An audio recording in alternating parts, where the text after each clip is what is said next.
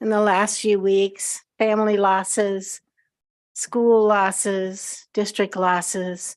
And I would really appreciate if we could have a moment of silence to be thinking of those families, those parents, those staff that are so close to our students and families when we lose them, and our police officer that we lost this week. So if we could have that moment of silence, thank you.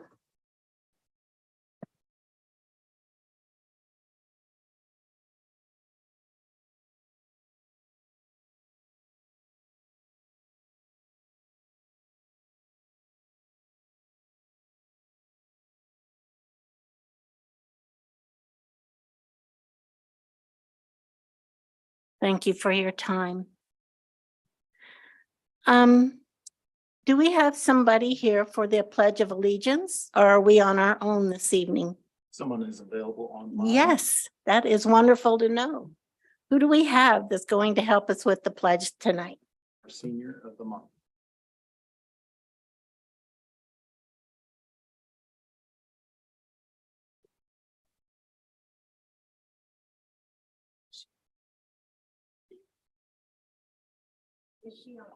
Would our senior of the month like to begin the Pledge of Allegiance?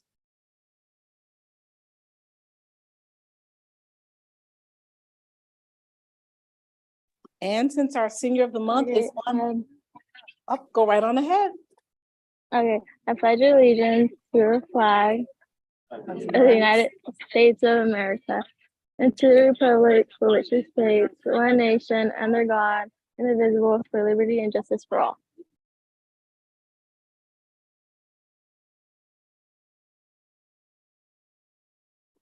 Thank you for helping us with that. I know we're going to see you in a little while, so thank you.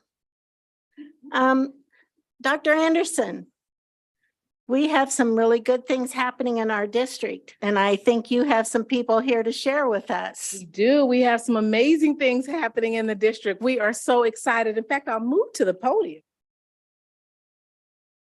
We have friends with us from the Kansas Department of Education today. And it was funny because as our friends came in, they said this is one of the few times they actually had to bring a box with them in order to come. So today with us, we have our State Board of Education representatives, Dr. Dina Horst. In addition to Dr. Dina Horst, you also see Representative Ann Ma as well with us from the State Board of Education. I'm going to turn it over to Dr. Horst to share why she is here. And then we'll be able to continue with our celebrations. Dr. Horst.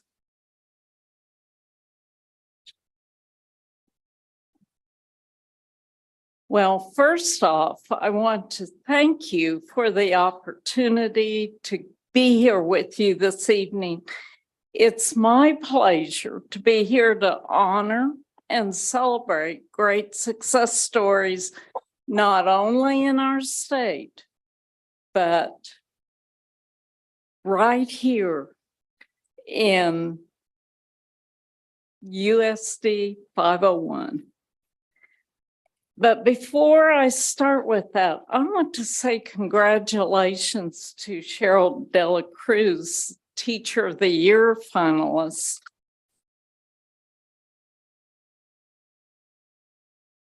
And to your superintendent, Dr. Anderson, because I understand she also has recently received some awards. So thank you.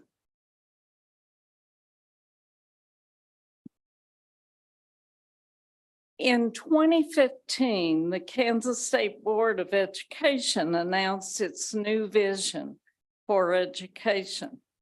Kansas leads the world in the success of each student. The schools being honored this evening are making a real difference for our most at-risk populations. As a retired teacher, I know firsthand how much hard work and total commitment is involved in ensuring that all students learn all they can learn. I am extremely proud to honor 6 USD 501 schools with a 2022 Challenge Award. By the way, we also know that parents, grandparents, district board members, and other community members who support the education of 501 students are vital to their successes as well. And I'd hope you'll take a moment with me to thank the members of the Confidence in Kansas Public Education Task Force for their vision in creating this award, but also for their ongoing work to ensure that we yearly can recognize the hard work of our teachers, administrators, and students. So if you would join with me in saying thank you.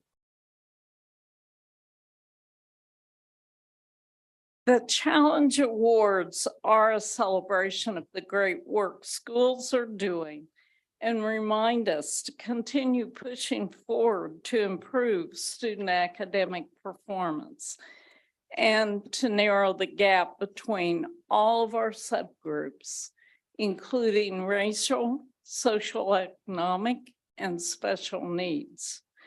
This award recognizes schools for outstanding achievement and uncommon accomplishment based on Kansas math and reading assessment results. If they're in high school, graduation rates, and we hope there'll be a high school one of these days soon, and attendance rate. And included in that is the social economic status of those taking the test. The schools being honored tonight are doing an excellent job in those areas: math and reading assessments and daily attendance. Kansas is blessed with extraordinary educators and administrators whose leadership guides our students to achieve beyond what those students themselves think is even possible. And the Topeka School District is a superb example of that. I would like to first recognize Superintendent Dr. Anderson for her excellent leadership and give her an opportunity to share some thoughts about the success of these 6 schools. Thank you. And I will just stand on this side so you can continue at the podium. We are so excited. Now, they brought teams with them because schools come with like a posse of people. I think that's the right word.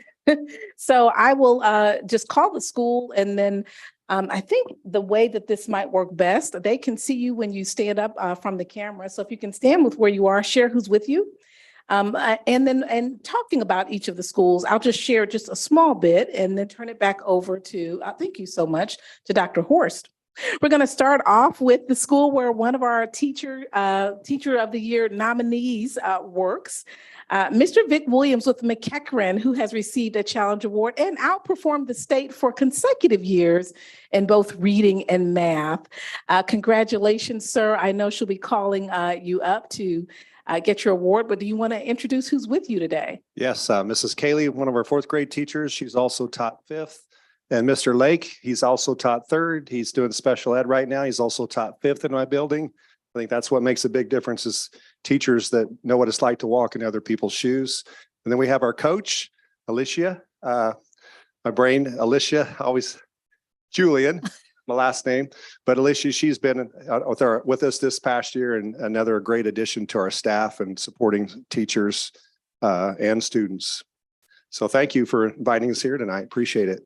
Thank you, and she'll be calling you up momentarily. Our second school is Quincy, Miss Crow, and I think Miss Crow is tiny but mighty. She's one of our smallest schools, and so she probably is here by herself because she has no AP. Miss Crow, is there a comment or that you'd like to share with how long you've been there and in Topeka? This is my first year as the principal at Quincy Elementary, but I was there as the dean and coach. So I've been there for 2 years and I've been with Topeka for over 10 years. So thank you. All right, thank you. And then now we have Chase, and Miss Norman was at Chase, so this is a dynamic duo, and Miss Spalding is here as well, the current administrator, and Miss Norman may want to share a couple of comments about how long she's been in the district. The school was an improvement when she joined Chase. It is no longer a school in improvement, so we are excited about this continued momentum. Miss Norman, would you like to share a couple of words, and then Miss Spalding, you can share how long, we know you've been there a year, but how long you've been in Topeka? This is my 21st year for Topeka Public Schools. I was an administrator for 9 years at Highland Park Central and Landon and then Chase. And now I am very privileged to be working with all 30 of our schools as a school improvement specialist. The work that our team did last year in math and reading was unprecedented coming out of the pandemic. And I'm just very proud to get this award. Hi, I'm Yvonne Spalding. This is my first year at Chase, and I'm looking forward to keeping the momentum going with all the good things that Ms. Norman built at Chase, and so that we'll be back here again. I have been with Topeka Public Schools for 27 years as an administrator at various buildings and as a district math consulting teacher. All right, thank you both. We're excited about the continued momentum. We're going to go to the ladies right in between you. So McCarter Elementary and McCarter, both Miss Cooney and Miss Tiller are there, but Miss Tiller, who is one of our recommended candidates for another position still at McCarter. I'll turn it over to you to share how long you've been in the district. McCarter, like McEachern, has outperformed the state in reading and math for consecutive years as well. And much of that movement happened under Miss Cooney over the last 6 years in particular. Ms. Tiller. Hi, I have been at McCarter for 6 years. I started as the instructional coach and I moved into the assistant principal role there about 5 years ago. I've been with our district for 13 years. This is home. I just love it. We do wonderful things here, as everyone knows. Our students have worked exceptionally hard year after year, but especially post-COVID. So we are very proud to earn this award and we're very thankful. And now we're going to go to Scott Dual Language. This is also a dynamic duo. Previously, Dr. Mejia was there last year and this year, and this dynamic duo was together as an AP principal team as well.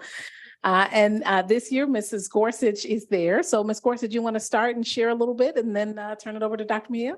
Yes, good evening, everyone. We are very excited to be receiving this award on behalf of our families, our students, our staff, and just our community as well. Estamos muy orgullosos de recibir este premio de todas nuestras familias, estudiantes, padres, y todos que ayudan a nuestras familias. And we say that in Spanish because our school is a bilingual school. And so it is particularly amazing that we're here with you. And I also want to pass it over to Dr. Mejia, as a lot of the success is attributed to her as well. Muchas gracias, Ms. Gorsuch. Buenas tardes, good evening. Yes, we are very honored to be receiving this award. The work that we have been doing at Scott Dual Language Magnet for the past few years has been tremendous, and it's all attributed to an amazing team of staff, teachers, students, parents, community. Of course, the support of the board, Dr. Anderson. So we are privileged and honored. This is my 19th year with Topeka Public Schools. I have served in multiple capacities, from classroom teacher, having started at Scott, and to, coach. And I was an administrator, building administrator for 8 years. And now I am honored and privileged to serve at the district level as Director of Culture Innovation. Muchísimas gracias. And with that, so you're seeing a trend of stability in individuals who have been with the district for some time. And now with our final school, Whitson. Now, interestingly, Whitson, Mrs. Pierce and her team, she's here with a dynamic duo as well, and Miss Taylor. As Whitson Elementary stands, Mrs. Pierce has actually trained, I think, 7 or 8 of our current principals or APs. They've kind of come up under Miss Pierce. And at the last principals meeting, she kind of pulled them all together doing March for Women's History Month to really look at the legacy that you have helped build in Topeka. I'll turn it over to you to talk about Whitson Elementary. Right. Thank you, Dr. Anderson. Good evening, board members. We are also, like everyone else, very honored to be here. We have worked very hard as well post-pandemic, and to get this award was a surprise. And all of our staff, when I announced it to them, I said, this really is for you. It goes back to all of your hard work and what the families and students and everyone does in the community. So we are blessed to be here, and my new AP right here. Hopefully I get to keep her a little bit longer. We'll see about that. But this is my 19th year here in the district. So That's great. Yes, I echo everything Mrs. Pierce says, and she truly is a phenomenal leader. I'm her 6th AP in her 8 years at Whitson. And my name is Hannah Taylor, and Miss Crow back here was her AP last year. So she really does a phenomenal job and builds relationships with our community, staff, families, so that we can earn this award. So we're very proud and thankful. So multiple schools with challenge awards. Let's give them all an applause. And I will turn it back over to Dr. Horse. Before I start handing out awards, I'd like to share with you one other fact. 91 schools in 51 districts are being honored with 2022 Challenge Awards. And it's not easy, as these ladies have and gentlemen have shared, to have the honor of receiving one of these awards. So you should be very, very proud. So, All right. As you call their name, would you like for me to have the administrator come forward to shake? yes, that would be wonderful. All right. McCarter Elementary School for outstanding achievement and uncommon accomplishment.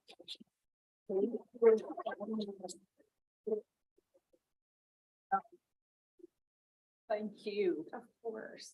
Congratulations. Thank you. McAkron Elementary School for outstanding achievement and uncommon accomplishment. Thank you very much. There you go. Congratulations, sir. Thank you. Bravo. It's good stuff. Quincy Elementary School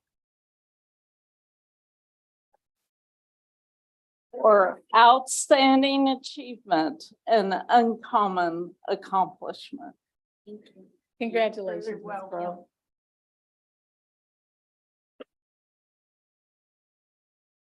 Scott Dual Language Magnet.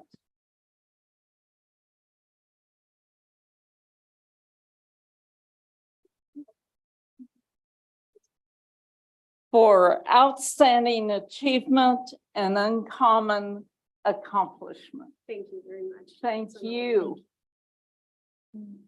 Congratulations. Congratulations. Whitson Elementary School. I hope I'm pronouncing that. Come on up, Ms. Taylor.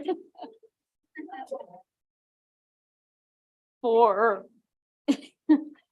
an outstanding achievement and uncommon accomplishment. Thank you so much. You're very welcome. Congratulations, Ms. Taylor. Congratulations. Thank Ms. you. Pierce. And Chase Middle School.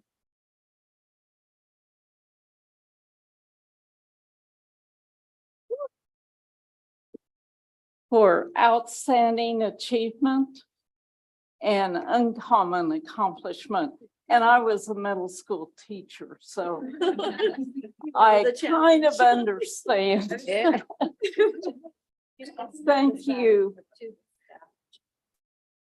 Congratulations, Ms. Spalding. Thank you. Congrats. I know all of you are working very hard and that teachers and other staff at your schools are also working hard. On some days, it may seem overwhelming and even a little thankless. But I want you to know that you are making a difference. And we, Ann and I, and the rest of the board are so proud of you for the efforts you've made and for the accomplishments that you've reached, that you've achieved. Now, I want to say congratulations. And again, thank you for all the hard work that you as staff members and your students do to make education in the Topeka School District and in Kansas great. I want you to give yourself a big pat on the back. And when you give these awards with your kids, I hope you cheer just as loud as you would if you'd won a ball game. Because you and they are rock stars. Thank you again for allowing me to be here. Thank you, And I Dr. look Ward. forward to all the other things that are going to occur tonight. To watch that if you'll let me stay. Oh, you are always welcome. And anyone else watching is welcome to drive on down and join us. This is the best place to be in town. So we'll be taking a photo with Dr. Horst in about 5 minutes. We have a couple of other awards to give out and acknowledgements. And then at the very end of those awards, I know you may have some questions for some of our administrators. If we can get through the proclamations and our final awards, then we'll circle back if you have questions to open it up to ask our administrators any questions you may have of them. Okay, our next award, we know our Senior of the Month is on. So for Highland Park, we see Ms. Watson is online as well. Ms. Watson, I have a ton of articles for you today. And I think, let me see if you can see me on this side. But we have a ton of articles, Ms. Watson, and I'm going to be asking the board members to put a little note in there for all these people. I think you have maybe 20 different times you've been in the news in the last month or so. So we are excited about that.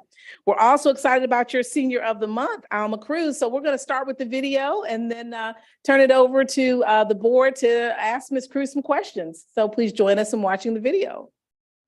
I don't think we can hear the audio just yet. Senior at Highland Park High School. I am involved in soccer, volleyball, cheer, and track. I work at the Boys and Girls Club and Blind Tiger. We chose Alma because she is a great example of what a Scot is. She has great student spirit and she takes advantage of everything that we have, whether it's CEP classes, AP classes, all kinds of sports and anything that she can get her hands on, she's a part of. Not only is she top 3 student, not only is she a leader on the soccer team, she's doing all these other things, volunteering, being a tutor, doing all these things to not only help her, but to help all those around her. I think one thing that makes her stand out is just how confident she is and who she is and like what she believes in, but she's very determined. Just having talked to her, she's been accepted to at least, I think, 12 colleges. She did the Common App application and she said, I underestimated myself. I achieve in academics because of my parents, because they didn't even go to high school and they're trying to give me every opportunity they can. After high school, I will be attending the military. After my first year doing full-time, I do plan on going to college, even if it's just online. In college, I want to get my master's in biology or chemistry to become a doctor. I just love that she is showing other students that it can be done, regardless of her being the first person in her family to pursue post-secondary education and in the military. It can be done.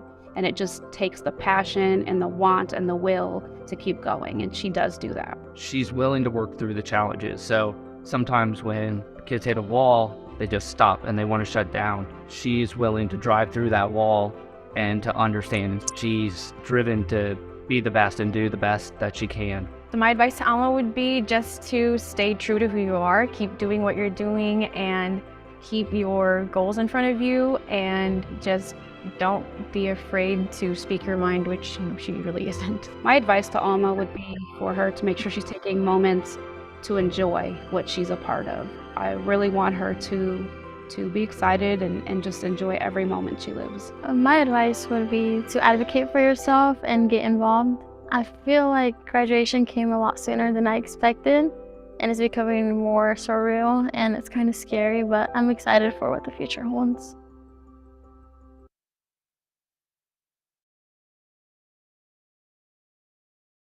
Right, so Alma, I think the board may have some questions for you. We are so very proud of you, and it's our honor to award you the Senior of the Month. We have your certificate, which you'll see on the screen in a little bit, but we'll be delivering it to you on Monday following this meeting.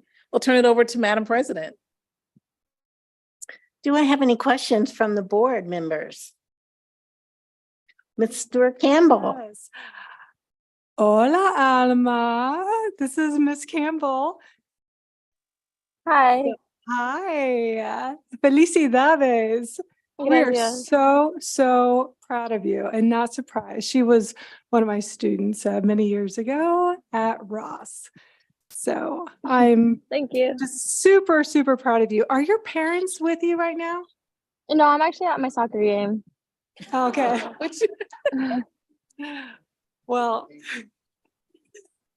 please tell your parents on behalf of us that it is we're super proud of you. And like you said yourself, that the support of your parents is really a lot of what helped you get here. So please tell your parents, congratulations from us as well. Okay, I will. Thank you. And we know you're at a soccer game playing, so I'll turn it back over to Madam President. Is there another question so we free her back Yes, up? Dr. Bonebreak has one. Yeah. I hate to interrupt your game, so much fun, but do you have any plans on where you want to go to medical school, Emma? I'm not really sure about that one yet. I would suggest you broaden your horizons a bit and consider my alma mater, Northwestern. My compatriots knew that was coming, but let's keep your horizons bright. I will. We can hear them in the background. What's the score, Alma, at the game? It's actually the varsity is warming up for the game. Okay, all right. Well, Alma, we won't keep you very much longer because we want you to be able to warm up. But we are so proud. And if you had one statement for advice for all the underclassmen in your high school, what would that be? To advocate for yourself because no one really will, and to believe in yourself. I love that. I can tell you believed in yourself and look at the plans that you have. We are so proud of you. You keep those goals in mind. Thank you for being here tonight. Thank you. Again, congratulations, Alma. We'll deliver your certificate on Monday. We're going to free you up so you can sign on off and go to the game. And we'll be posting the score. Hopefully someone there, Ms. Watson, can get a photo of her playing this evening, maybe a coach or someone on the sidelines, and we'll be sure to post that as well with your video. I won't be playing today, but thank you. Oh, okay. Well, if you're at the game right now and someone's there to get that photo, either way, your video is going to be going viral tonight. So that video you just saw, just log on in and you'll be able to see it. And again, we'll be delivering your award on Monday. Mrs. Watson has a gift for you as well, and she'll be giving that to you on Monday as well. Congratulations. Okay. Thank you.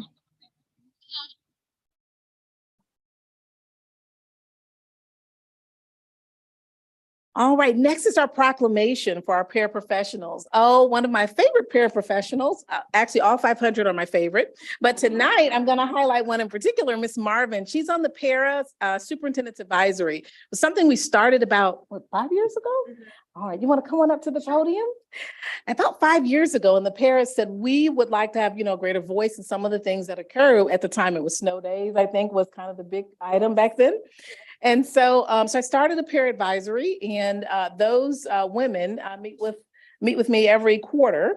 And Mrs. Marvin is someone who is phenomenal in math. Yes. Wants to be a math teacher. Yes. And she is at Jardine. So her proud principal is joining her this evening in support of her reading for Paraprofessional Day. I'll turn it over to Miss Marvin.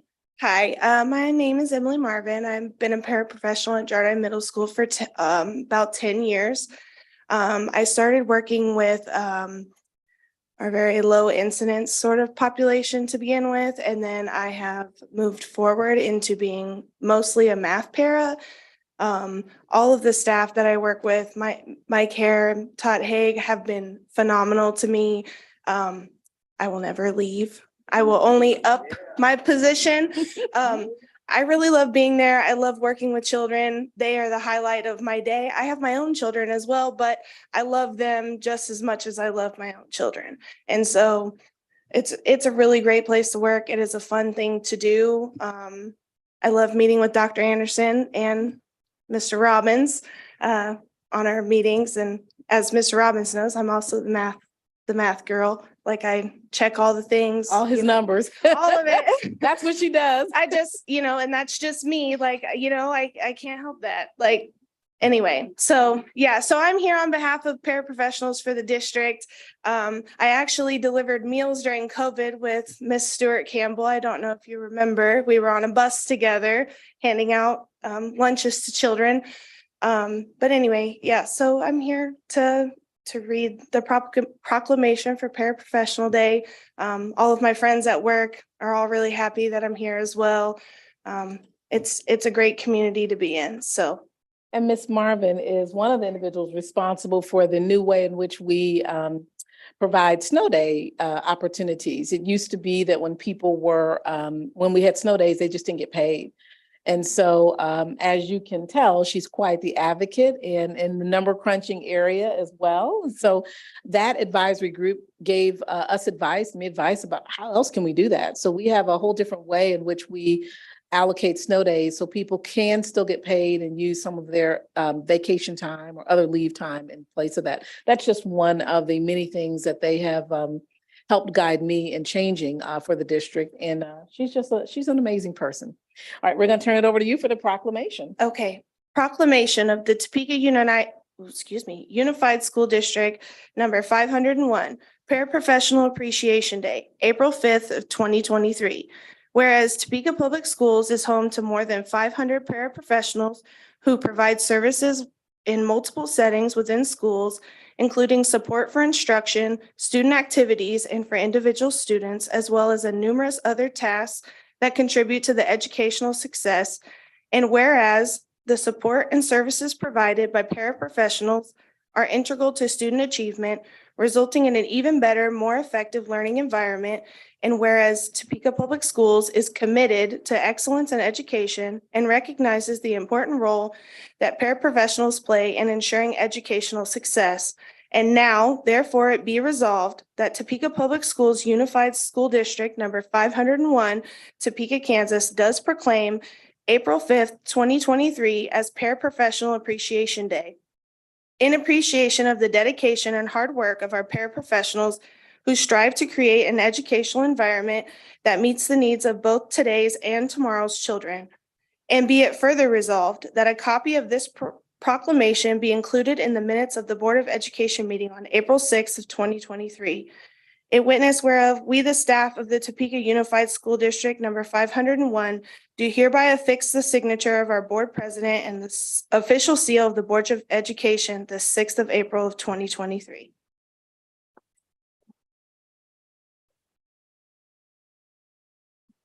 Madam President, are there any questions for Ms. Marvin? Do I have any questions down the board? Mr. Munoz. You know, you mentioned that you want to be here forever. We want to keep you forever. But you also mentioned that you're working towards, or you'd like to make progress to become a teacher and have that degree. Can you talk a little bit about maybe some of the things that you're working on or ways that we're helping you to get that? Well, currently I have my bachelor's degree in general studies from the University of Kansas. My youngest son is old enough now that I'm able to go back to school to continue further that degree. I'm a single mother, and so time is really hard, or was. And at the time when I was thinking of going back to school is right when COVID hit and we weren't sure the uncertainty of things. But now I have more firm footing whereas I can go back to school and get my master's is the hope there. But as far as like other paras, I know that we have the parent to teacher program transition through Fort Hayes. That's also a really great advocate. I do know some paras that have completed that and are teachers now. One of them used to be on our council from Whitson. So those options are available, and the funding and everything. There's also a scholarship I believe Dr. Anderson and I have talked about that paras are eligible to apply for through the school district to receive assistance to go get their degree in whatever they decide to do. So. Well, that's awesome to hear. I know soon we'll see you, reach your dream. Anytime there's anything else that we can do, please feel free to let us know. Right? Amazing. Thank you so much. Anyone else? Then I will take this time. So share with us the challenges of being a parent and a paraprofessional and trying to get your education. What are the challenges that the district might be able to help you overcome to create your success? I mean, the biggest thing for anyone is school is expensive. It just is. And being one income family, the income part is hard. We do qualify for student loans and things like that. And having already have my bachelor's degree, paying student loans or like keeping the payments and then just knowing that you're going to incur more money on top of that it's kind of hard, like just knowing that I'm going to be thousands of dollars more in debt than I already am right now. But I've kind of come to the conclusion that I feel that it is worth it, to go back to school, especially to get my master's and to, make more than I do currently. And I think that's probably the biggest thing in time. And I love the school schedule because both of my kids are in school the same time that I am. And so that works out really well. But we're also active in the community because that's where our heart lies, is in the community, which is why I'm here and why I love what I do. So it's just a work-life balance on top of just the financial aspect. But I mean, anyone can do it. If you have the perseverance and the go get it attitude, you can get it done. Yeah. We are so lucky to have you in our district. And Mr. Hare, how did you find her? We're so glad you did. If I could just say a minute. Yes, please. I got every once in a while when we're short subs, I like to go in and sub in math because that was my expertise. But every time I go into a class where she just takes over. And she just runs the class, teaches the content. Like, she is a true co-teacher. And so her expertise and her ability in the classroom working with my toughest students is incredible. I just texted her about a student. She was doing a separate setting for our assessment the other day. And I just said, thanks for loving her, because she's the person for her at school. So, just the things that paras do in our district, and they are the truly, sometimes just that one adult some of our kids come to school for, and she represents that.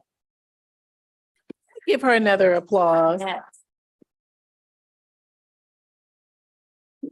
I would just like to say one thing before I leave. Any of you that are parents and have children in the district. Thank you for allowing me to love on your children. Told you she's pretty special. All right, and for policy committee, just as a note, as we go to the next highlight, that's one of the reasons why the policy is in there, at least the suggested policy, that where budget allows to be able to assist with tuition reimbursement, just as a point of note regarding why that exists. With that, we're going to go to our final proclamation, and then we'll be taking some photos. The Week of the Young Child. Now, Ms. Tanner needs no introduction, but she is the principal of Sheldon as she comes to the podium, and Pine Ridge. You know her best by her daughter. But she this time will get a chance to speak because she does represent our Early Childhood Academy. I'll turn it over to Ms. Tanner. Thank you, Dr. Anderson. Please accept my apology coming in that I will not be as entertaining reading this proclamation as little Miss Tanner was a few weeks ago. Here we go. Proclamation of Topeka Unified School District number 501, the Week of the Young Child, April 1st through 7th, 2023.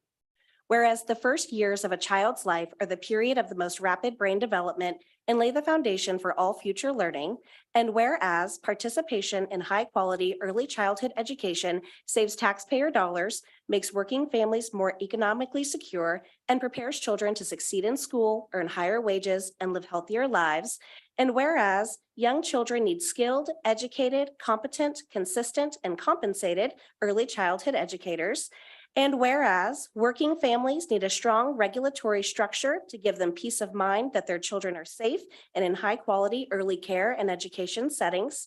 And whereas early childhood educators need the ability to have basic workplace benefits such as health insurance, retirement, paid sick leave, paid vacation, and professional development leave. And now therefore be it resolved that Topeka Public Schools Unified School District number 501, Topeka, Kansas does proclaim April 1st through 7th, 2023 as the Week of the Young Child. We urge all members of our community to support efforts that increase children and family access to high quality early childhood education. And be it further resolved that a copy of this proclamation be included in the minutes of the Board of Education meeting April 6, 2023. And witness whereof, we, the staff of Topeka Unified School District number 501, do hereby affix the signature of our board president and the official seal of the Board of Education this 6th of April, 2023.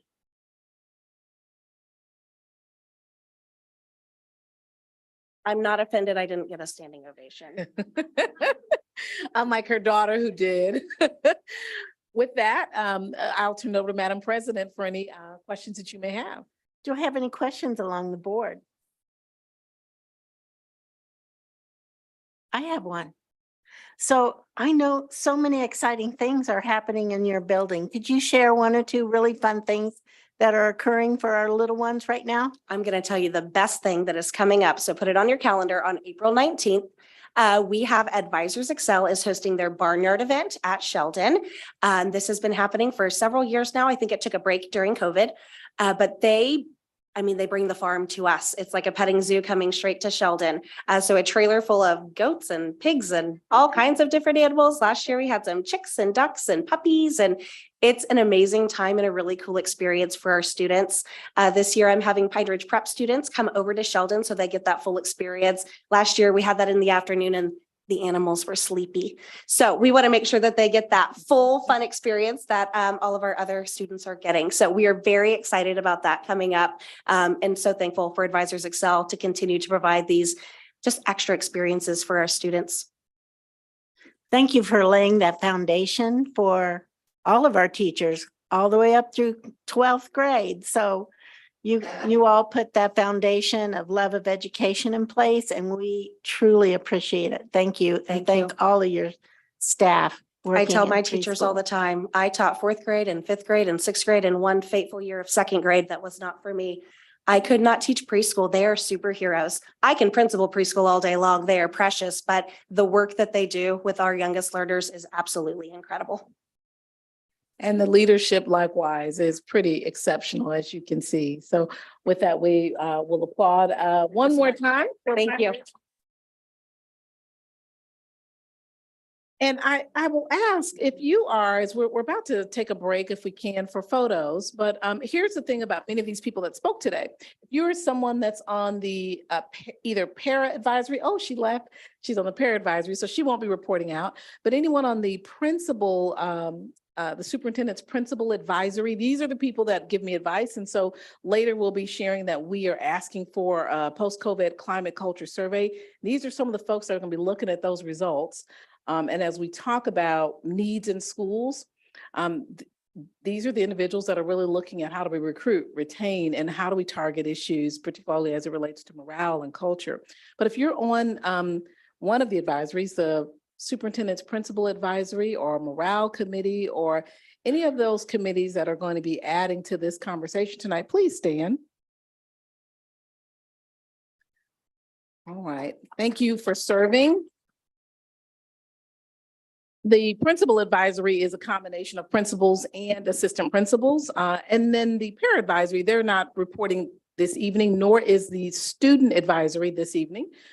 For the sake of time, you have just a handful of those that are going to be talking about specific needs as it relates to those pieces. At this time, we'd like to take a small break if we can for photos. Yes, anyone watching on screen, please excuse us while we take a few minutes to take these photos, and we will be right back with exciting stuff.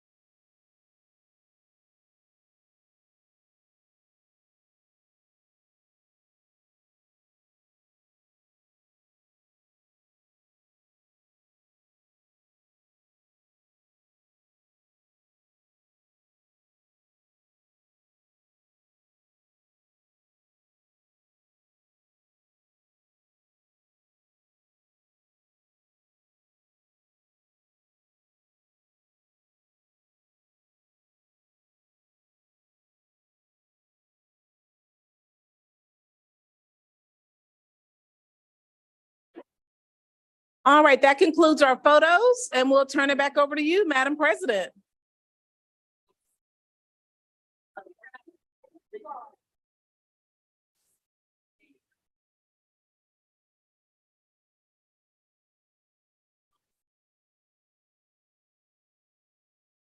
All right, we'll turn it back over to the Board of Education.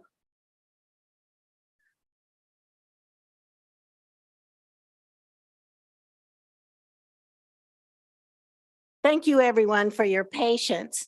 At this time, do I have a motion to adopt our agenda? Madam President, I move the board approve the agenda as presented. Is there any comments? We got a second from Dr. Bonebrake.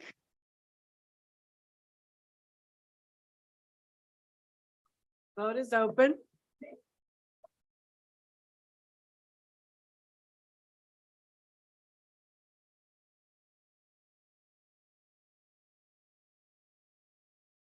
And all votes are in and the motion carries unanimously. Thank you. Do we happen to have any public comment tonight? Madam President, we do not. Thank you. So business by consent. Do I have a motion? Okay. Madam President, I move the board approve the items of business by consent as presented and authorize the board president or superintendent to sign the special project and purchasing contracts for and on behalf of the board. Do I have a second? Dr. Schumacher, any conversation around the business by consent? Vote, please. All right. The vote is open.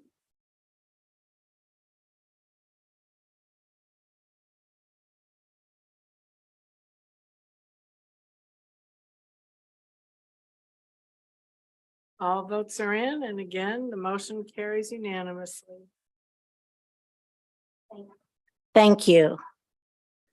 Board comments, reports from your committees. Dr. Bonebrake, were you able to meet with any of your committees since our last meeting? I think Health and Wellness did meet, the Wellness Committee did meet since. And we're essentially trying to get people to see their primary care physician once a year.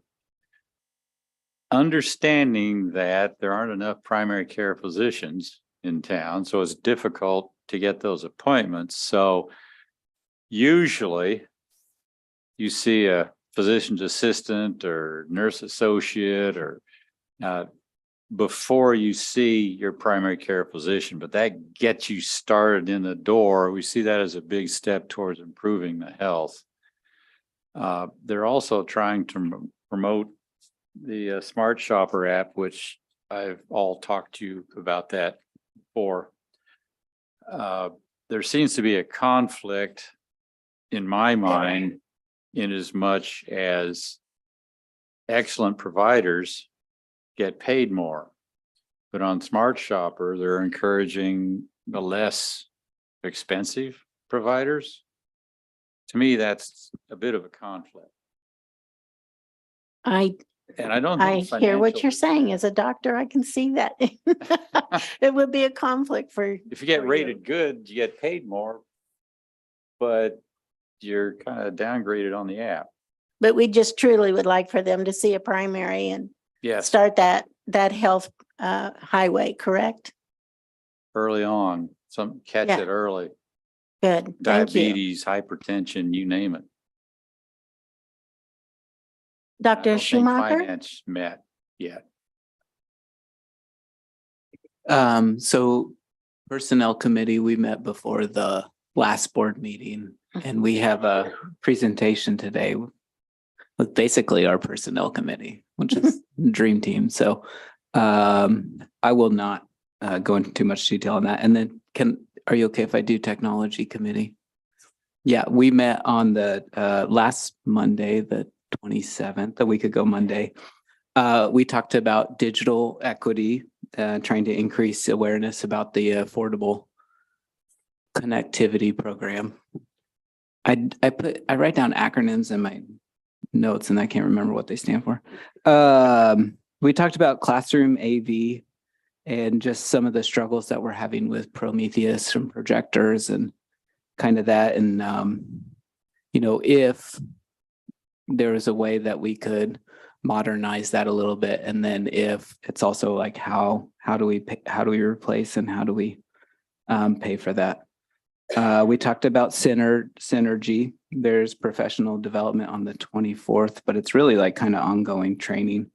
And there's going to be a almost like a double soft rollout for registration. They're doing a soft launch of small number of families and then kind of a second soft launch with Shaner, and then the full launch with returning families after that, just so we can try to ease that process and find where the hiccups might be.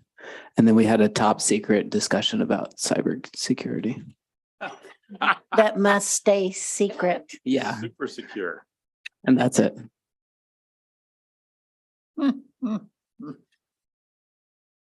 Mr. Tatum. Thank you, Madam President. I think I would concur with Dr. Bonebreak. I don't think there's been a finance committee meeting since the last, I don't think so. And that would have been the only other committee that would have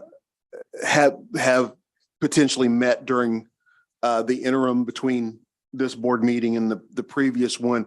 However, I was the board member who was representing at the DCAC meeting yesterday, 2 days ago, maybe. And so I know there are a number of other folks here in the room that were there as well. But I had the opportunity to fill the DCAC in on the goals that we recently set as a board during our recent retreat.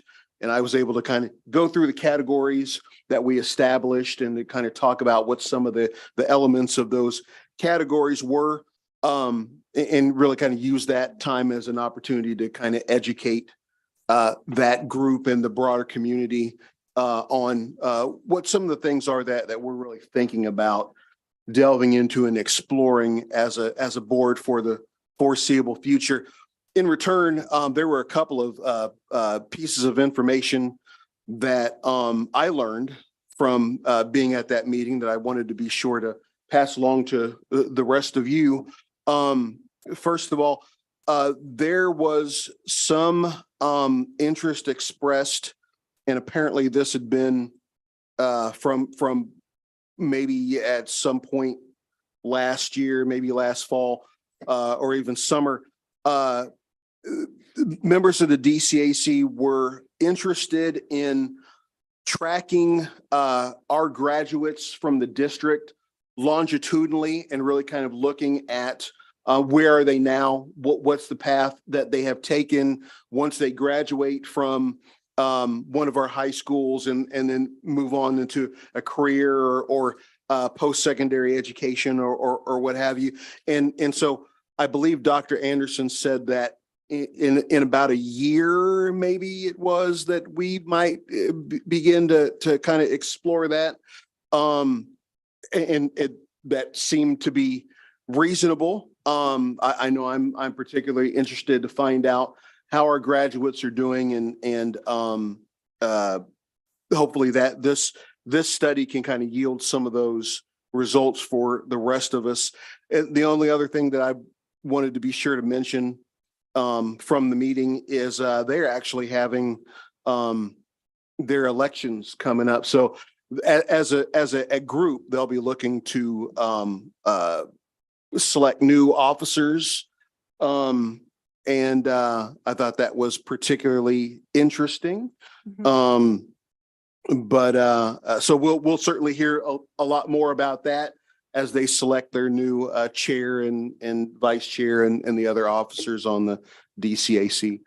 And so that's all I have.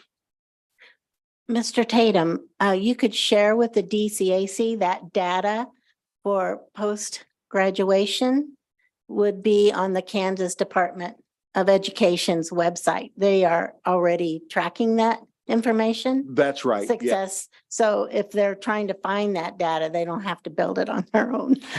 Yeah, that's true. That, and I'll mention that to them. I kind of got the impression that maybe they were maybe looking for some other indicators. I don't know, but I can certainly circle back to them and remind them of that. And if I may, Madam President, he was primarily talking about college prep. So because in college prep, we track them for 4 to 6 years after college prep. So they are interested in where those young people go. That was part of it. Okay. And the other part of that, and so I shared that I would return at their next DCAC. So these last 2 meetings really will be focused on their reports. So really the next meeting that they have will be either August or September.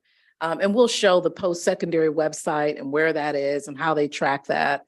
And then also talk about the work we're doing with the military piece and tracking that.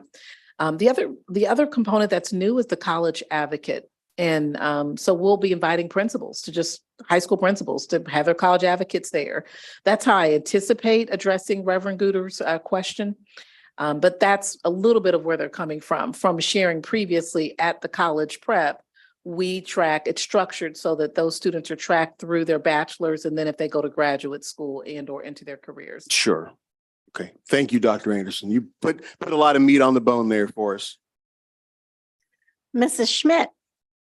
Dr. Brumbrick spoke about the Health Committee, Health and Wellness. Our Policy Committee has met. We have just started going through all the 4,000 policies. That is the number 4,000, not 4,000 actual policies.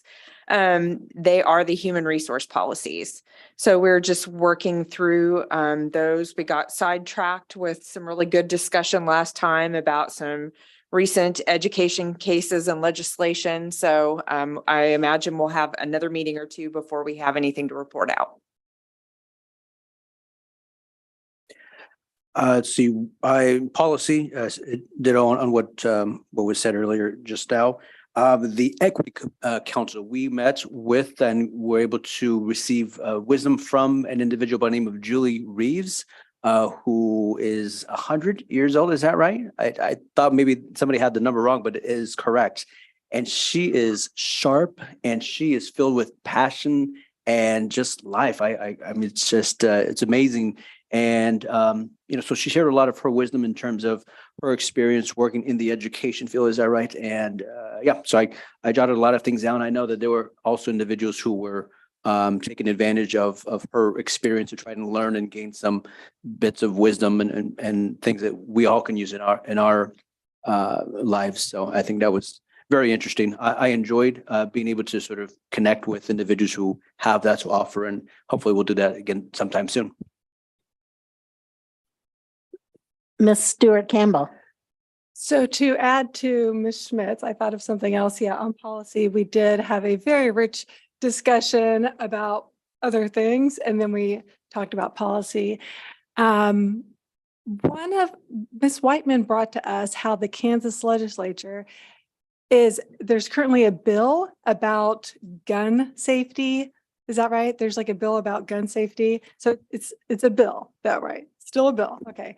Anyway, so we talked about that just in light of all the terrible accidental shootings that happen, that kids do. So anyway, that might be coming to us, is needing to review that as per the Kansas legislature and what we can do to better educate our students about gun safety. So that was another thing that we discussed. And Sheldon, I love this policy so much, this policy committee, or not policy committee, this committee, the Sheldon Head Start Committee. So we met on Zoom a few weeks ago, and I learned that Sheldon, I won't say too much because you all get the same report from 2 weeks ago. It was in our agenda 2 weeks ago. Anyway, so you all, I know, already read it, but what wasn't in there that we discussed is the care And now, is this a PD program? I'm looking at Ms. Tanner. It's not a PD program. Okay, but it stands for the acronym. I wrote down what the acronym means. And it stands for Creating Awareness and Resilience in Education. So basically, what Sheldon is doing, and maybe Pine Ridge as well, not sure. But anyway, it's trauma-informed care. And so we talked a lot about trauma-informed education, trauma-informed care. We talked about the work of Bruce Perry. We talked about, I wrote down a couple books that everyone should read. So, well, one that I read is What Happened to You? And I know Ms. Tanner said she's listening to that on audio, but some other books that are great for anybody who works with education for trauma-informed education is Connections Over Compliance and Rewiring Our Perceptions of Discipline. And that's Lori DeSaltes. Anyway, that's it. It was a great meeting. Thank you. Thank you all. I don't have any reports because you guys have done such a nice job. So thank you for that. Our next item on our agenda is our superintendent's report. We want to thank all of you that are in the room here to educate us. And I want to thank the board for putting in the work at our retreat that is helping guide some of these discussions that we will be having. So Dr. Anderson?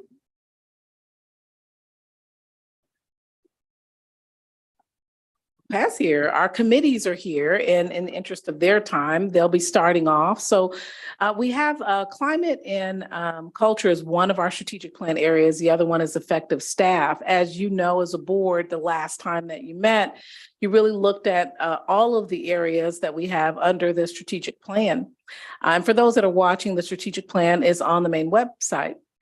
The goal areas of climate, school climate and culture, goal 4, and effective staff, that second area, are 2 areas that we're going to be talking about. And to keep effective staff, you have to have a positive climate and culture as well. This is the time of the year where our retirements come in, resignations. So you'll be seeing pages of that the last 3 months of the year.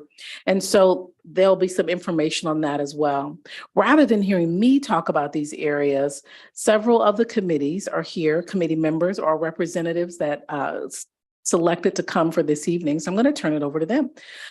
Dr. McCarthy, former board member, also someone who gives mental health services to students across the county, just texted saying she may not be able to make it. So Dr. Grimes, you might be solo. So we'll start off with our very first PowerPoint, and we'll turn it over to Dr. Grimes momentarily as she comes on up. Just to give you some context, school climate and culture, those are one of the things 6-7 years ago that was an area of continued opportunity, as was college and career readiness, because of our graduation rates at the time were below 80%. In some spaces, they were closer to 60 at Highland Park. And they certainly were not above 90% at Topeka High. They now are far above that. So college and career readiness, we feel like we've shored that up very well. Finance was also an area of continued opportunity that was in good stead, but I wanted to continue to make that stronger. And the formula was changing around that time. That is shored up as well. In the area of climate, at that time, we implemented my very first year, the Dr. Bruce Perry's work. We initially thought about even having him here to talk about his work. So it's just perfect that you mentioned him. That very first year, 2016-17, we trained NME, which is neurosequential model and education trainers. And we have national trainers. Ms. Mills is one of them who you've met. We also partnered with KU, and Dr. Lane helped us implement CI3T in every school in the district. So we are one of the few schools, probably in the state, that has a mental health component and a trauma-informed training and trainers at every school across the district. So we have CI3T in every school. Moving down from there, the other few bullets, we increased counselors those first years, social workers, implemented mental health screening, which we still have. The MHIT program was introduced under Dr. Grimes, who wrote the grant and continues to write that. We started an alternative school under Dr. Grimes for students who were otherwise just kind of put out of school, and then expanded the virtual school program. And then the last piece, we also expanded our partnerships with KDHE as well as multiple mental health agencies. That gives you context about mental health. And this is pre-COVID. Now moving into this post-COVID space, I'm going to turn it over to Dr. Grimes. I'll just, one more speaker that we actually had come in, and you had mentioned Ms. Stewart Campbell, Lori DeSaltis came in and spoke at the beginning of the year this year to all our mental health teams. So, and they're doing a book study right now on that same book. So, yes, so we are continuing that, which is actually the very first bullet. It talks about investing in mental health, and a little bit different in 501 than most districts is the amount of time and energy and focus we put on mental health.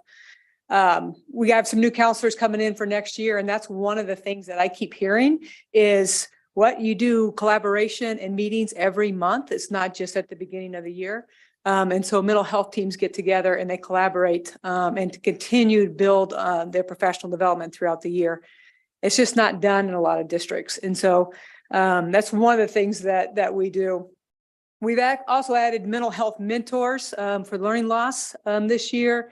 Additional crisis team members. Unfortunately, we have actually had to increase the numbers of crisis team mental health professionals that we have on call. So when there's a crisis in a building, we have members who go, because the mental health teams in that particular building, they're grieving too. They are going through that same trauma. So we bring in a separate team, a district team, to help handle that crisis.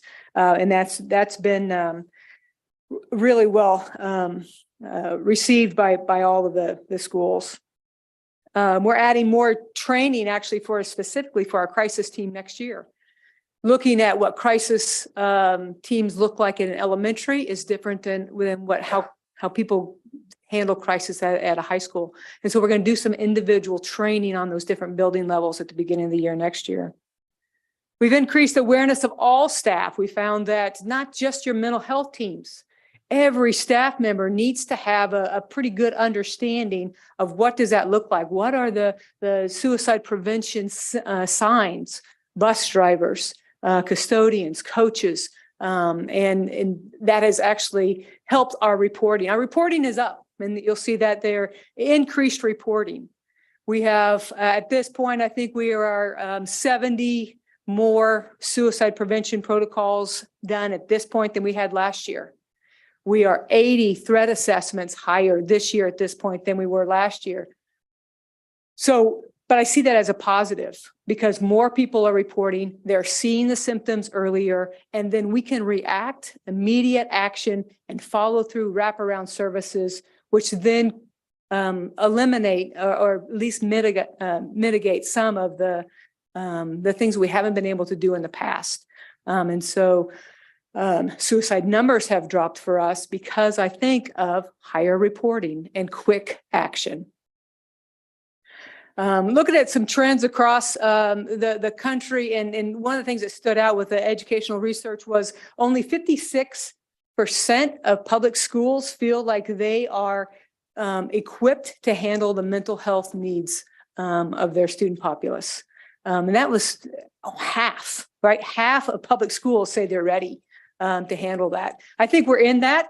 We don't hit them all. We still have some areas, and we are progressive and still keep looking at where's our gaps. But I think we're far ahead than some of our colleagues are across the nation.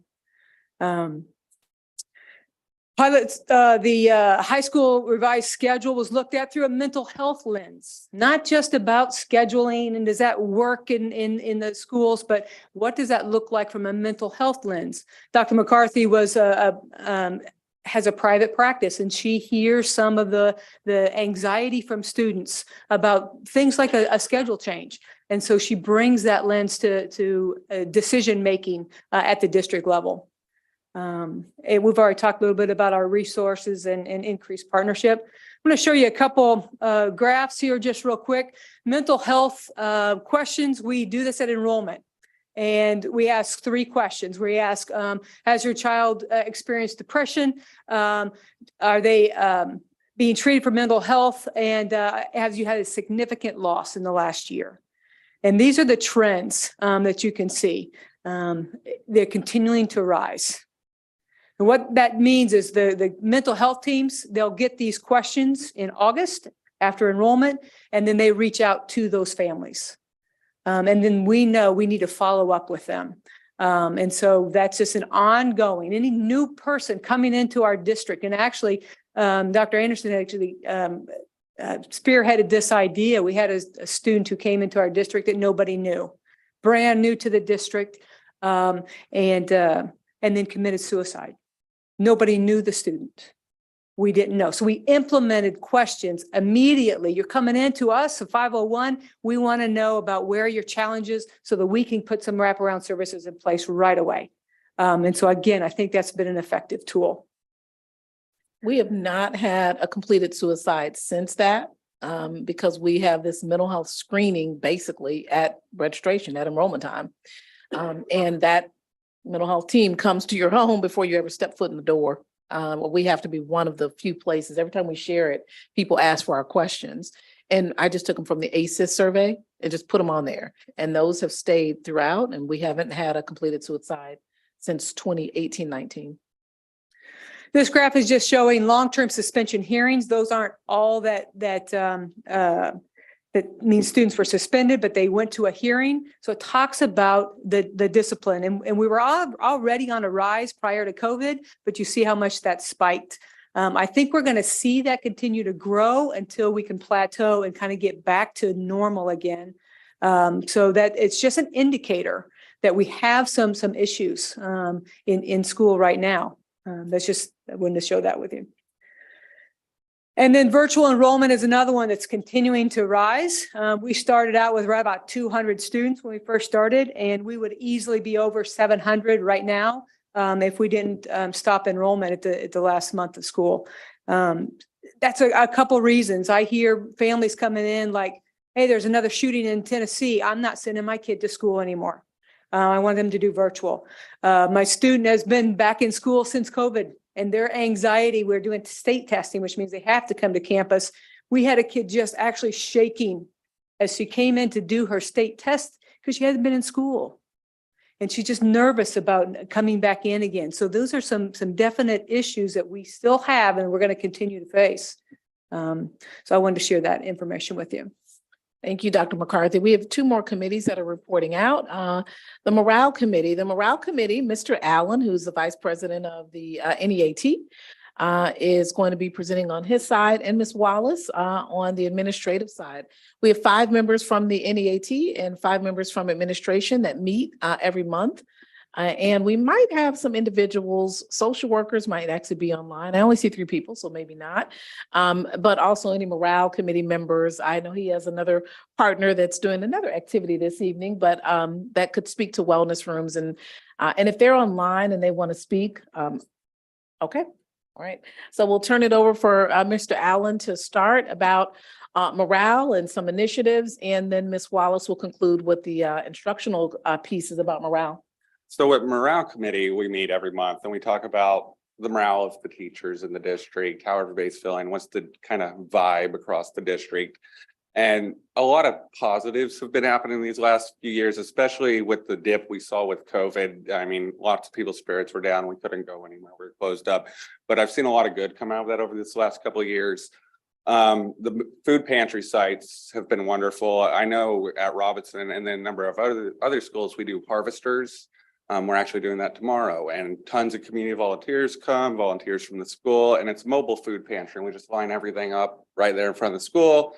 And I'll stand out there with my 5-pound bag of potatoes, like how many you want, trying to get rid of them for the night's over. But just the amount of increase of people and families we've had come through since COVID and being able to offer that. And then the kids with their families, seeing the teachers out there helping supply food has helped the students in the classroom, because then they're seeing you outside the classroom. They see you care. It helps build that positive relationship. So that helps to build the morale of the staff when you see the better behavior in the classroom just by being involved in the community and trying to help.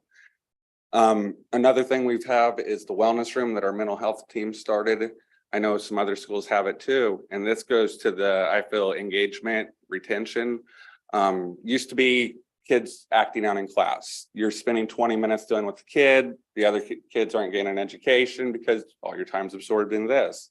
Now with the wellness room, it's always staffed by a mental health professional. One of our counselors, social workers, somebody of that aspect. Kid becomes deregulated. We have a place they can go. They can calm down. They can have somebody that's trained in that help facilitate them, get them ready to come back to class. And the teacher gets to continue teaching. And my worry at first was you're losing educational time if the kids are in the wellness room and they're going to abuse it. And that really hasn't been a problem. And if you're in the classroom and you're elevated, you're not learning anything anyway.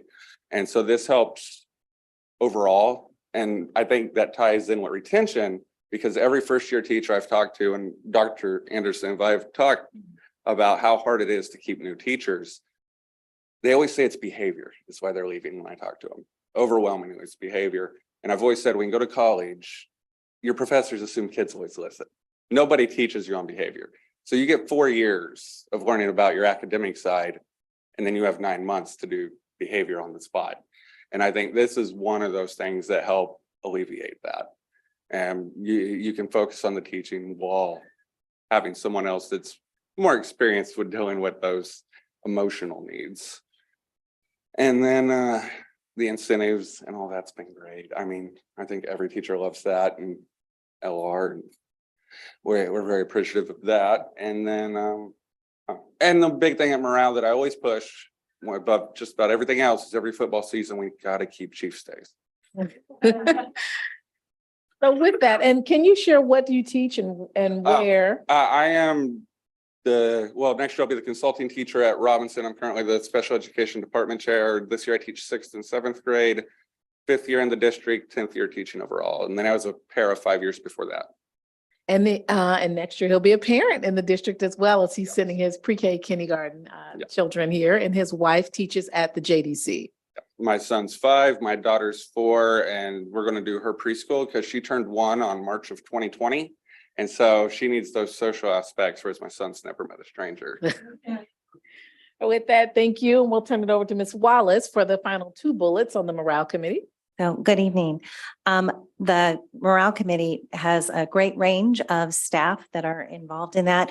And early on this year, one of the preschool representatives, Mrs. Armstrong, brought to the Morale Committee a concern around lesson plans and expectations that were perhaps perceived as greater than they were. And so this gave us an opportunity then to go out and speak with her personally. Mrs. Sharp and I both went out to meet with her and kind of really understand what her concerns were. And then it was diffused by conversations with Mrs. Sharp and the preschool principals and expectations. And so it really resolved the issue. And then most recently, we've been talking about our ESSER dollars and how we have spent the ESSER $3. And I think Mr. Gowan is going to share. We posted this on our website. And as we're talking kind of around mental health issues, there are several of our ESSER expenditures that are directly related to mental health. So the mental health, so the Morale Committee met this week, and one of the pieces they went over was the where dollars were spent in terms of addressing issues for staff and students. Ms. Wallace? So this is a quick link on the Topeka Public Schools website.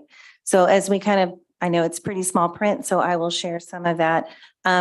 29 mental health staff were budgeted, and we have hired 22.5.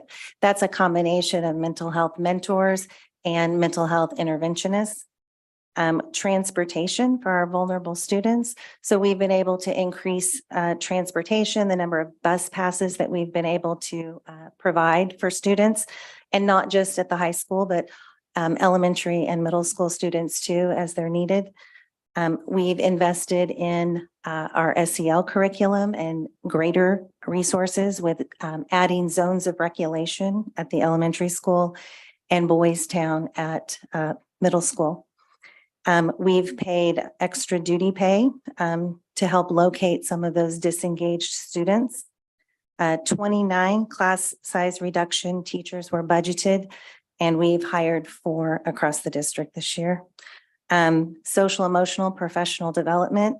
The middle schools came together and we've added Boys Town to their social emotional curriculum needs. And so they've been able to provide professional development to their entire staff.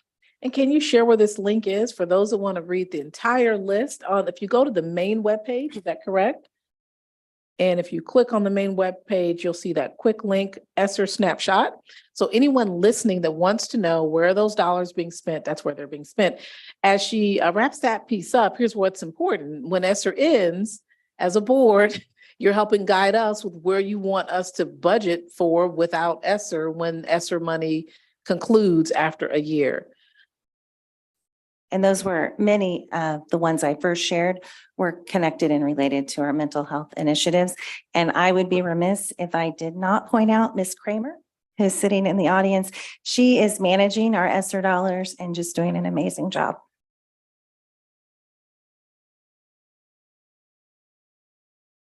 All right, and as the Morale Committee has concluded, the final committee that will be reporting out tonight on the work we've been doing that leads to morale as well is Ms. Tanner on for the Principal Advisory Committee. So the next one, and Dr. Kipp is also here as Ms. Tanner comes forward. Dr. Kipp, as a reminder, did you want to speak to this? Are you okay with me continuing? Just that we have multiple surveys. The district climate survey has been given for 10 years. We've expanded the use of Thought Exchange, which is a survey that allows people to give narrative feedback as opposed to, picking a scale of items, and they can answer a question. And then with those surveys, and of course, DCAC, these last 2 months, they'll be giving 2 surveys to parents, one on restorative justice and the other is on, that just went out, is on schedules. So as a district, as a group of committees, as you may remember in January, during my evaluation, we listed some goals, and those 3 or 4 goals, one of those is to have creative ways to look at recruitment and retention and to get feedback. So the discussion with the committees has been to get feedback by having an independent survey that we could use on top of Dr. Kipp's survey. So Dr. Kipp will still have his survey for students and staff and parents, but that would be given later in that same month. But first would be the independent survey. So these climate committees and morale committees can receive that data, and that helps drive where we spend dollars, and it gives us a benchmark. We really want this as a post-COVID climate and culture survey so that we can look. That's pretty far from COVID. I mean, we still feel like we're a little in it now. We still have COVID testers and things like that, but we anticipate next year really will be about as close to a normal year as we'll have. So that post-COVID climate and culture survey that we are recommending, we have contacted Kansas Association for School Board, who's here this evening, and they will share some of the resources they can provide us to really gauge where we at the beginning of the year. And that'll help drive the work of all of our committees. So we'll turn it over to the next slide, and the principal's advisory, the superintendent and deputies principal advisory committee, Ms. Tanner, and Ms. Johnson is here as well. She is not officially on the committee, but being a principal as well as the new director, she came to the committee meetings because she wants to know about recruitment and to get some ideas and hear some challenges. So she will be speaking at the recruitment time. Ms. Tanner? I did ask Ms. Johnson to be my backup on these HR pieces, as I want to make sure that we are sharing the correct information. I'm sure you can. We'll turn it over to Ms. Johnson first. Yes, thank you. I came in just as a listener, wanting to get some feedback on things that we can do in HR. And it was interesting. The first thing that was talked about was the induction process and onboarding and the efficiency. And under Ms. Ramberg's guidance, she's already addressed some areas where we can make things flow smoother and quicker. And we're looking at ways to make it just simpler to simply apply for a job with our school district and how we can make that a smooth process for anyone that we are bringing on staff. So those are things that are already in the works. We also discussed letting our building principals share some of the ideas around how they will offer or recommend a job for staff. And Dr. Anderson has said she will support giving them kind of a generic statement about they are a recommended candidate and having our human resource department reach out with that formal offer within 24 hours. And Dr. New has been doing that nonstop. She's been bringing on so many staff members in the last few weeks. She's been super busy and making sure that we meet that 24-hour timeline that Dr. Anderson has set for us. As a principal, I'm very excited about that piece. It's always the awkward part of an interview when you're closing things up and letting them know, we're people, but human resources takes over next, and they'll be the next people to reach out to you. It'll be much more personable for us to be able to have that conversation with the candidate at the time. Other pieces that were discussed, and most of these are still being explored and being finalized what these ideas may look like. One of those being, we all know that there have been some bumps in the road with transportation, especially over COVID, as we had to limit the number of riders on buses. So we have a group on our team who will be joining Mr. Robbins and having conversations with Kansas Central so we can give feedback, suggest some changes, look at the issues that we're noticing as building leaders and bringing those straight to the table. So hopefully we can address those concerns together and smooth out any of those bumps that have been occurring. We have taken a look at what the criteria is for transfers in and around our district. So students coming from outside of our district transferring in, as well as those who may be requesting transfers to other sites within our school district. I know that I had a note here, Dr. Anderson, that something was going to be coming to the board. So I don't want to preemptively speak to if there's going to be an official change in that. In regards to the transfers? Yes. No, the transfers into and across the district, I had to do as well with special education. And those being on a case-by-case special basis. And so sometimes if students, if a school is full, then they go to the next closest school. That's what the committee agreed to. That's what we generally do. However, sometimes all the students going to the next school might be special education students, overloading a school with special education students who aren't their neighborhood students.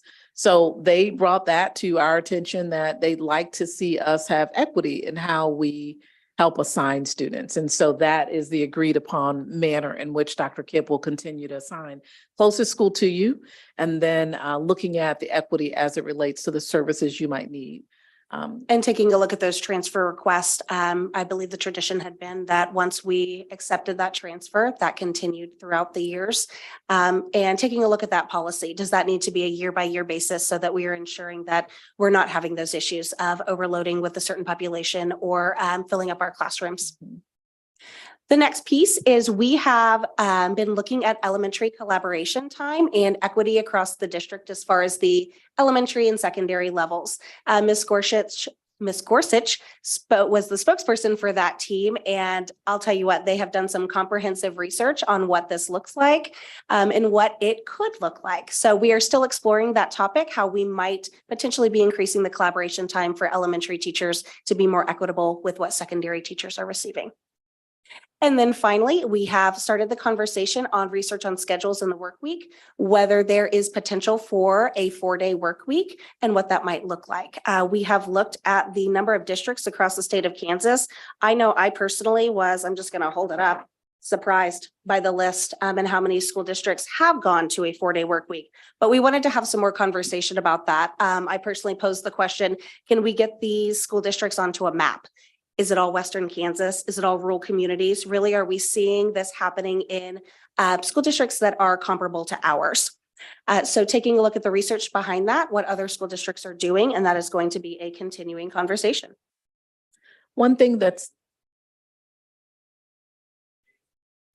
they are, from my understanding, a lot of those school districts are taking a 4-day work week, a school week, by adding additional minutes onto those 4 days. And then taking off the Friday. Some schools are using that Friday as just it is a no contact day. It's a no work day. Also professional development opportunities and some other training opportunities. And again, as they're exploring, we're not quite sure what all of those districts are doing. That's just what are districts that have some alternative schedule. And what came up in the group was to learn more about what people are doing across Kansas. Not that we're going to do it, not that we're addressing it, but the committee gives an opportunity for voice to just share what they'd like to learn more about. So they're continuing to research what does that look like and what does that mean? Understanding their state guidelines as far as the number of hours that we have to commit to the school year for student contact hours, and making sure that we're meeting those requirements. The final item that came up in the most recent meeting as we conclude on our committee reports and turn this over to effective staff and then turn it over to the board for questions is that the committee brought forward that there had been a change in the middle school visits most recently, and they shared that there was a change in how students might visit middle schools, elementary to middle. Again, this is a great venue for that to come up. That's not a conversation I was intimately involved with, but it gave them a chance to talk about it and share the concerns about not allowing elementary to visit during the day, which they currently do, their middle school, and that was changed. Because the elementary shared that concern in that space, and it's about 30 principals in APs. The middle school principals met with Ms. Sharp as well and restored that because it's an equity issue about not having middle school visits at night, but having them during the school day and how important that is. And hearing that from the elementary, this gives a venue for those kinds of changes. So they're not happening from the district side, but from the principal side. We thank both of you for reporting out. That does conclude the committee reports. Are there questions for the committees? Because this leads directly into effective staff, and Dr. New will be doing her report on effective staff. Mrs. Schmidt. I have a quick question for Dr. Grimes. On the slide where you talked about if they had experienced a loss, what are you defining as a loss?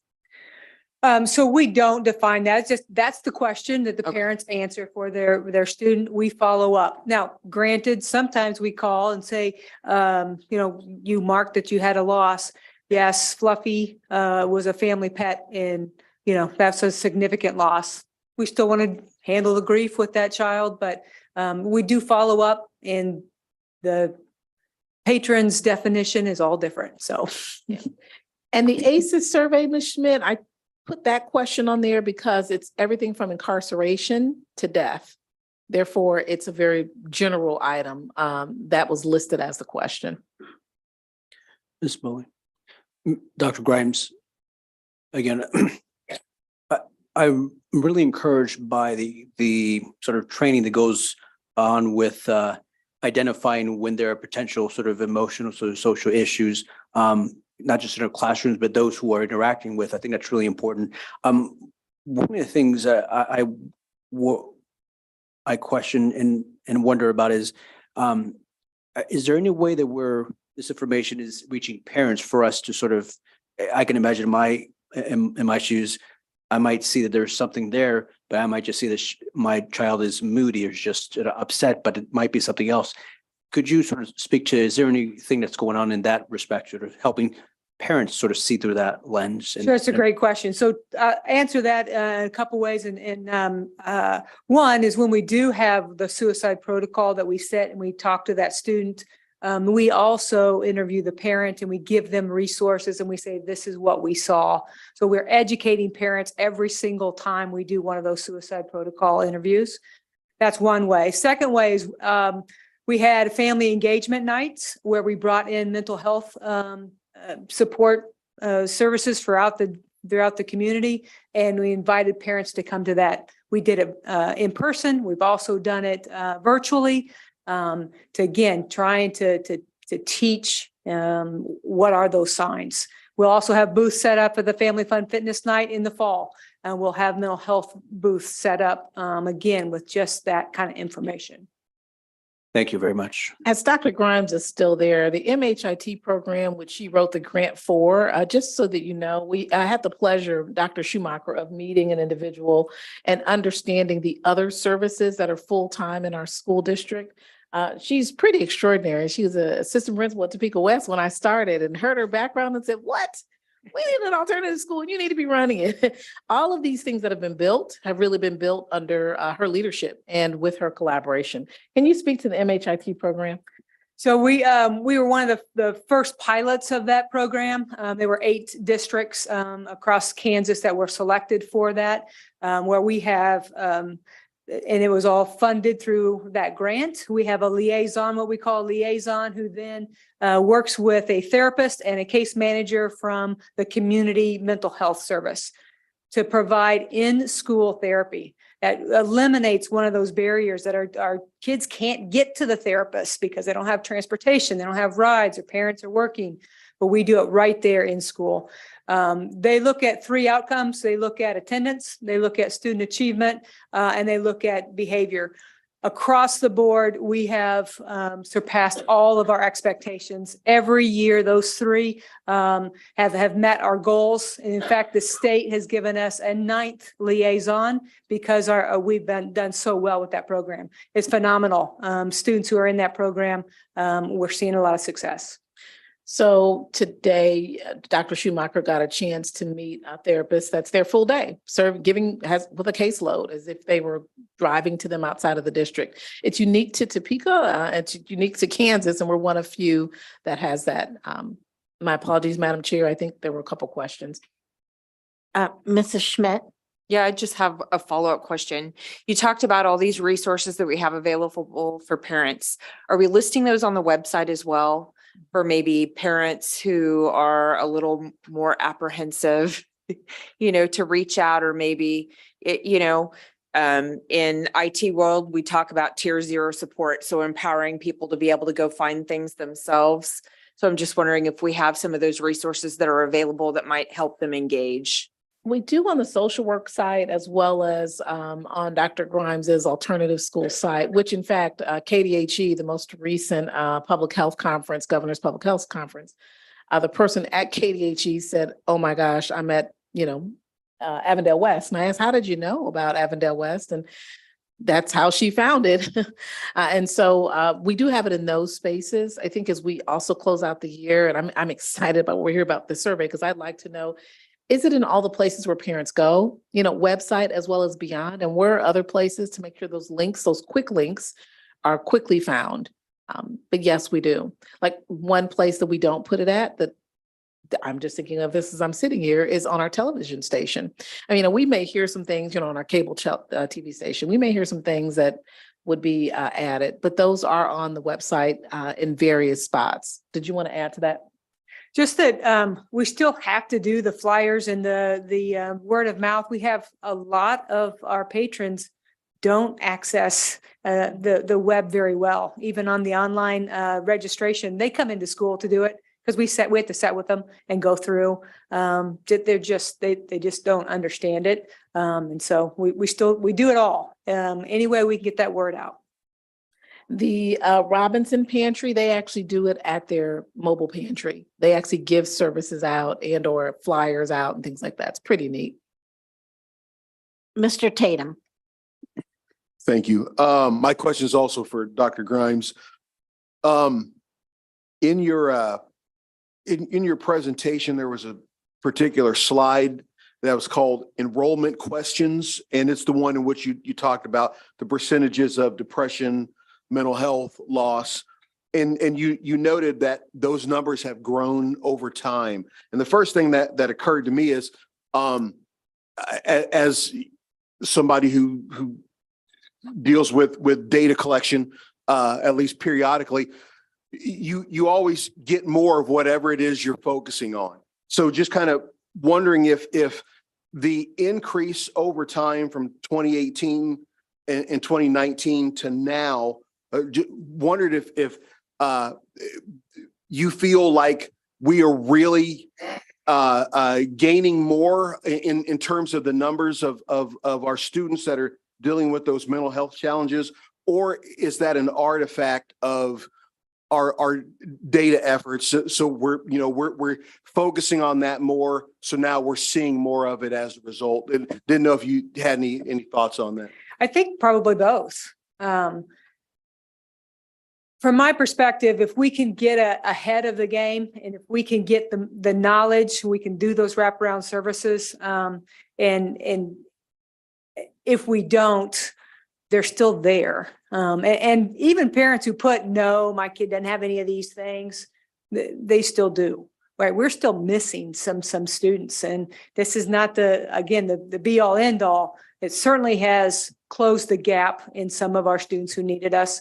And so maybe there's some skewed numbers there based on just the focus of the data collection, but I think it's worth it. We're saving some lives, I think. Okay, thank you, and keep up the great work. Thank you. Mrs. Stewart Campbell. Not you, Dr. Grimes. I want to thank Dr. Grimes and Mr. Allen. Yes. And Ms. Tanner for presenting, for your time tonight. Thank you so much. My question is for Mr. Allen, and it is about the Morale Committee. I would like to know more about the Morale Committee. Are you the facilitator? No? Okay.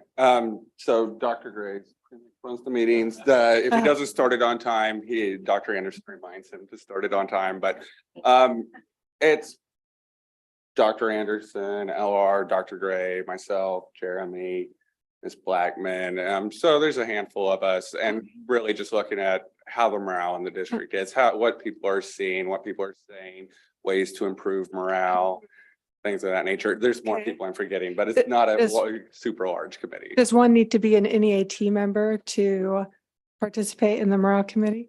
We have people on the committee that are not NEAT members. So, I mean, most of the teaching staff, if not all, currently are NEAT members. Okay, so classified staff also could serve. I'm just wondering if more people could be on this committee, like how do you get the word out? NEAT, Can I be on it? NEAT, it's by policy. So prior to me coming in, the Morale Committee was established. And so by policy, they, or by negotiated agreement, they have 5 people that they select. And then we select 5 people. So we are prescribed to select 5 people. Oh. And so NEAT selects whatever 5 people they'd like to serve. Now that's in addition to, we believe, or at least I believe, that all these other advisory committees that I've started are to give me feedback from just all kinds of angles, like the para committee and all of these other ones. So that's on top of that, but that one was already here when I started. So we meet, but on top of that, those other layers gives us other feedback, as you were hearing this evening. And I will say a number of issues get brought up from teachers that I don't know if they're a member of the union or not, because we're just always talking to people in the buildings. What are your struggles? What's keeping you down? How are you feeling? And a lot of things we bring, I don't know whether or not it's coming from a union or member or not, but it's just coming from a teacher. It has an idea on what might improve morale. And I can share the president and vice have always been, and during my tenure, I'm not sure prior to me, but they've always been on the Morale Committee, as they're the ones selecting their 5 people. Okay. All right. Thank you. Can you come back, please? Thank you. So do you have some type of protocol for teachers to reach out on morale issues to talk to the committee?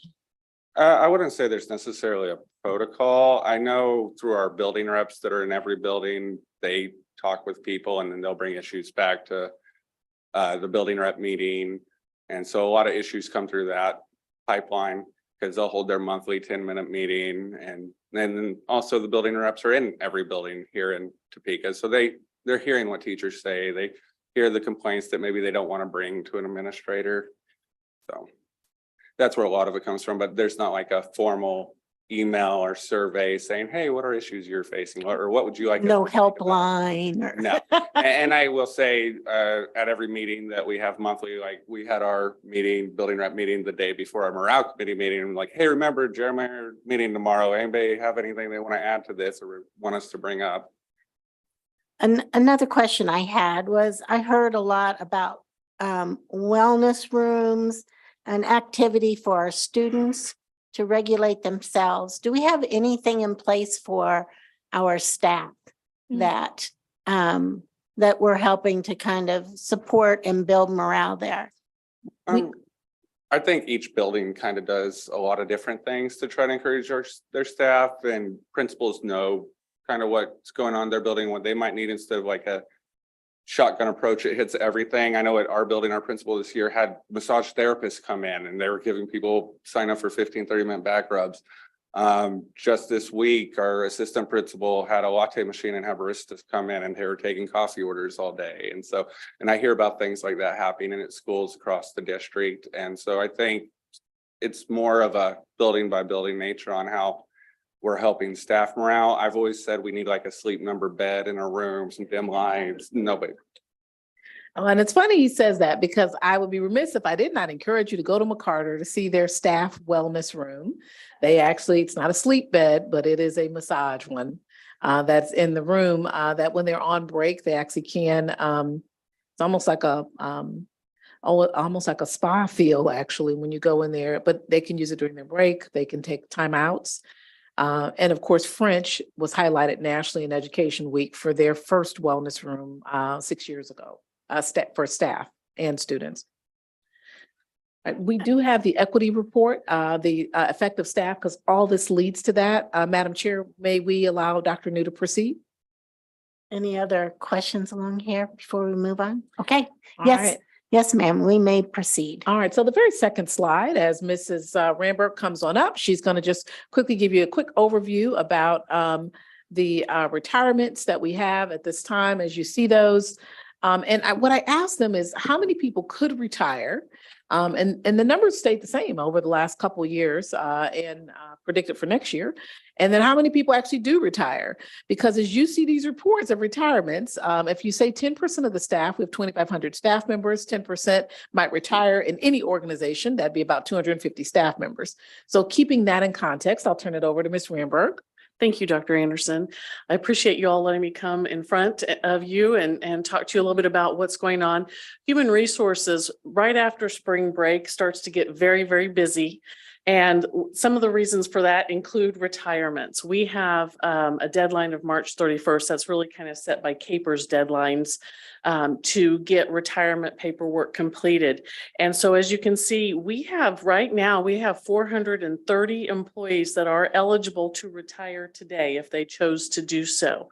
But thankfully, they are enjoying to stay with the district. And so we did have 59 retirements this year.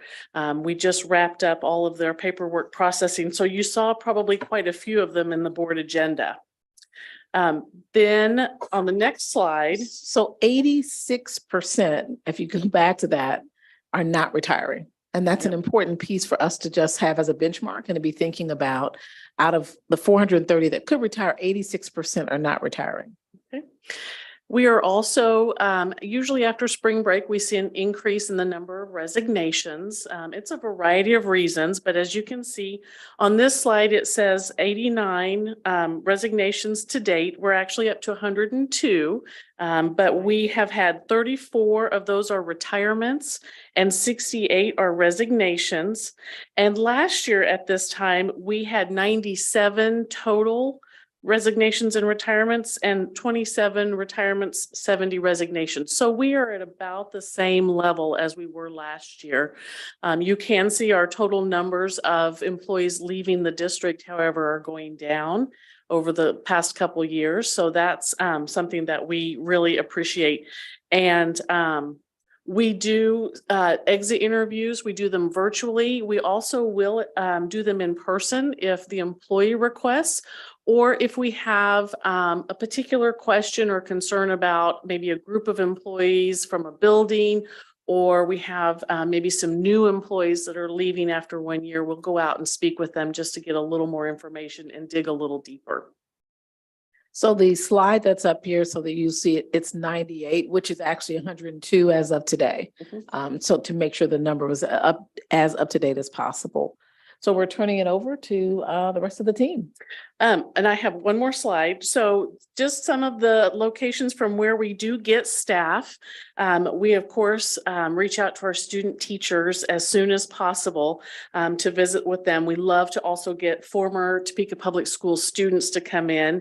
And one of the things I also wanted to call attention to on this list was the out of country. We work very closely with KSDE and their VIT program.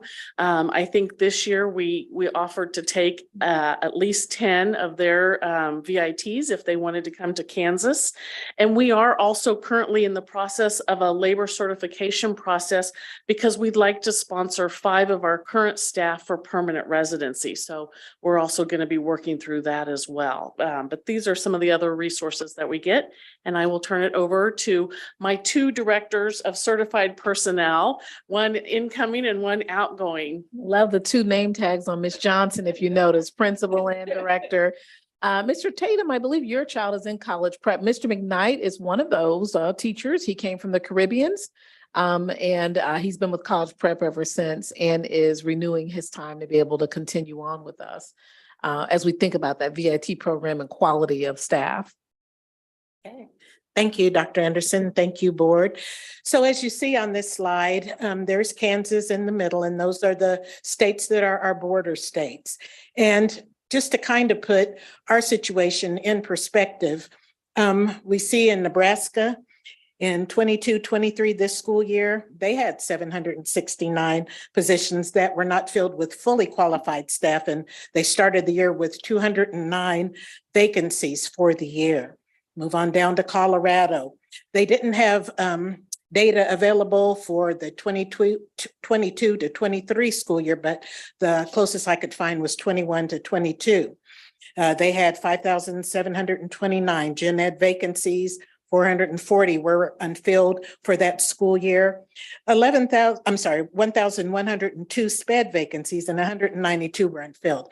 And I think that's important for us just to understand that even in a neighbor state, they are experiencing some of the same challenges that we are with finding special education teachers, as well as math, science, and early childhood teachers. Those are areas that we also are searching for candidates to fill those areas.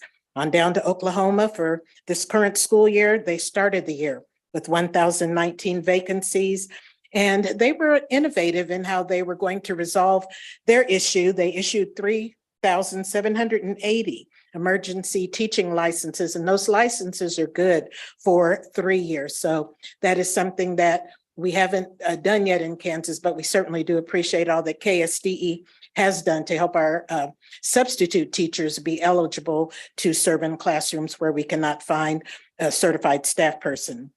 Our neighbor, Missouri, for this current school year, 3,579, they called it inappropriately certified or vacant position, and that's similar to where we don't have a fully qualified staff person. Again, they share our same greatest needs: elementary teachers, special education teachers, science and math, and early childhood. And then finally, Kansas for 22 to 23. State report said there were 762 positions unfilled with a fully qualified staff, and 683 of those were due to no applicants. And that is something we are seeing statewide as Ms. Dortch and I travel around on our recruitment trips. It was kind of funny because 5 years ago, there'd be lots of candidates. This year and last year, there were more representatives for school districts at the recruiting fairs than there were teachers for us to visit with. So we see that that number is going up, 683 vacancies. In the fall of 2020, there were 223. And so fall of 2023, 683. And KSDE in July, they predicted that these shortages would be at an all-time high. So as we move on and look at just some more situations around our state, typically we think Shawnee Mission school districts are the preferred districts. That's where all the teachers are going. Not so. 21-22, they started with 20 teacher vacancies. For them, that is almost unheard of. And as well as in North Kansas City, this lower picture is current. It was just maybe last week or so. They're still needing 44 teachers for the current school year. And so they were doing something that we started doing 5 years ago, and that is the walk-in hiring, the weekly walk-in hiring. Mrs. Johnson is going to talk a little bit about some things that are coming up that we'll be doing to address that. But, you know, not to admire the problem, but just to recognize that this is an issue and it may not go away soon, because there are so many vacancies and so few teachers to fill those vacancies that we're struggling across the state. And we see here comments from our State Commissioner of Education, Dr. Randy Watson, that we're going to have shortages. And then also from Janet Waugh from State Board of Education, stating that, you know, this is one of the biggest challenges that we have ever faced in the state of Kansas.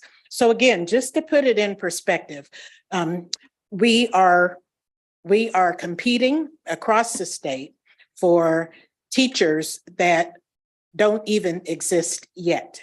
I'm very excited today. I had the opportunity to be at Johnson County Community College. They collaborated with Emporia State and hosted Buzz into Education Day. For whatever reason, they asked me to be the lunch keynote speaker, but they didn't feed me lunch. I can't figure that one out. But our Topeka Public School students were there. And on Tuesday, I'd been out and interviewed 6 of them. And I told their teachers, if I could hire them today, I would. They are so well prepared. In the audience down at Johnson County, there were probably hundreds of kids that want to go into the teaching profession. So there's optimism, there's hope for the future, but that's not tomorrow. So as we look at why our staff departs, these are reasons that are probably true in any district and possibly in any profession. People's families are relocating. People become retirement eligible. Their health won't allow them to continue to work. I kind of paused when I saw compensation because I do recognize that for our teaching staff, we are the 3rd highest paying district, I believe, in the state, and definitely the highest paying in our county. However, for administrators, they can go to one of our neighboring districts and earn more, but the teaching force, their salary is lower than what we offer. So just possibly something to look into and think about, but you know, possibly not. And then lack of experience with classroom management. And we did hear that a little bit earlier, but Ms. Johnson's going to talk about some new things that will be happening to address that very soon. And then, is that you, Ms. Johnson? All right, did you get that from me? Yes, ma'am. You did? Yes, Thank you. ma'am. Happy to read my mind. Thank you. Well, thank you. You know, we talk a little bit about during our interviews and our orientations, you know, what's effective, and HR department and our teaching and learning department are collaborating on making sure that we have the best quality professional development for our new and up and coming teachers. And so just this week, Ms. Wallace and I were doing a little listening tour and getting feedback on what we can do to improve that new staff orientation time. So there's a lot of opportunity, I think, to highlight our professional development and make that an attractive piece to recruit staff. Obviously, there's a whole list of things that we do to bring staff in, but let's hop to the next slide as well. These are some of the things that are happening with Dr. New and Ms. Storch and Ms. Ramberg to do recruitment. And while Dr. New today was in Johnson County, I was at Washburn. So we're both out trying to talk to young students and convince them this is a good field and join us, and we need you to be a part of our program. So we do that. We reach out to newspapers and we advertise. We go to various recruitment fairs. And then what's exciting is we have stepping out of the certified side, but we are going to have our own dedicated day at Kansas Works. 1 day a week, they are allowing us to come in and have our own recruiting time from 11 to 1. And that'll happen on Wednesdays weekly, because not only do we have a shortage in teachers, my friends, we have a shortage in custodians, in food service workers, in substitute teachers, in paraprofessionals. It's across the board. And so we're working to find all employees that we need to fill all of our vacancies. I will share with you that I have met with KSDE, and there are on the horizons, teacher apprenticeship programs. So as our young paraprofessional was speaking today, they are looking at programs that will help those individuals get into classrooms and get their degree. And so I met with them and said Topeka wants to be a part of that. So we're not the pilot program, but I said we want to be as close as we can be. So we're going to be talking about those things with KSDE as soon as they become a reality. So those are just a few of the things we're working on to be innovative. And the very top one was that post-COVID climate and culture survey, having that independent look from KSB to really help define other areas in which to invest. So KSB is here to share what they can offer us in regards to an independent survey. And we'll ask Dr. Weissman to please come forward. Let's see. I think we want to. Nope, you're right. I'm Marcia Weissman with the Kansas Association of School Boards, and Donna wanted me to share with you just a little bit of my background, I guess maybe so you know the lens that I'm coming to you or seeing you through. So I am a retired Kansas school administrator. I worked from Manhattan to Blue Valley. Taught third grade, middle school math, was a middle school principal, an elementary principal, a director of curriculum and instruction, director of HR, assistant superintendent of HR, and associate superintendent of teaching and learning. So that's kind of my public education background. But then after I retired, I went to work at Crittenden Children's Center, a children's psychiatric center. For 3 years, and my title was manager of community outreach. But my community was from Wasilla, Alaska to Chillicothe, Missouri to New York City to Salem, Oregon. So I traveled the nation training a lot of Head Start agencies, schools, early childhood, on trauma-informed organizations and trauma-informed practices. When Donna asked me to do that, after listening to all your reports tonight, I felt compelled to fully disclose that you'll see that lens as I talk through this. You can't take those glasses off, once you've put them on. So, obviously at KSB, we are highly encouraged and want to pat you all on the back as we look at how tightly you are aligning the work that you're doing with your committees and as you're looking forward with what you have put into your strategic plan. So what I'm talking to you about right now is really trying to tightly link into your goal 2 and those kind of 3 areas that you've been hearing about this evening. And I got a little glimpse of this when we did a Zoom meeting with Dr. Kipp, Mr. Robbins, Dr. Anderson, Ms. Whiteman. Did I miss anybody else on that call? Okay, we had a longer meeting than we intended to, in part because I was fascinated to hear about some of the work that you've been doing.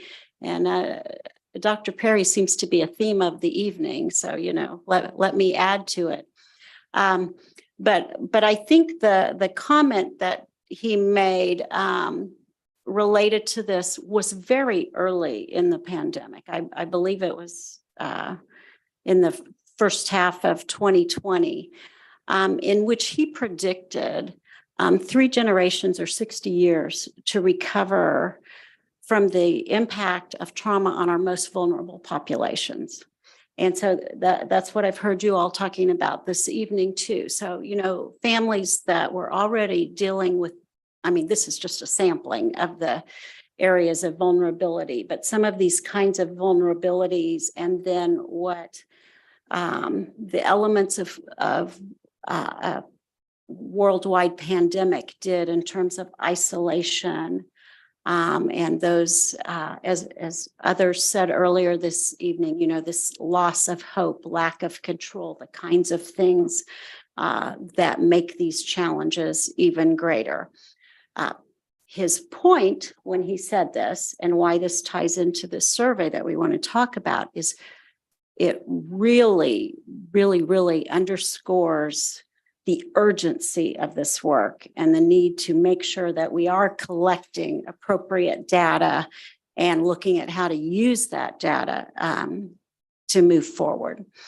And what was already said tonight, I really did not know what all these reports are going to be. So this is fascinating. But as I go from around to districts in the state of Kansas, everywhere I go, the greatest challenge, the sense of biggest impact on teacher retention and certainly teacher engagement is often student behaviors. And it's not difficult to tie that back to, as a grandmother here looking at young children born into a pandemic, lack of socialization, even, lack of language acquisition, all of the things that came with some of those things. It's really hard to learn how to take turns when you're the only one there. You never have to take turns. But there are so many kinds of issues like that. And as we look at our older children and just the issues of depression and other mental health concerns, all of that has started coming back into school.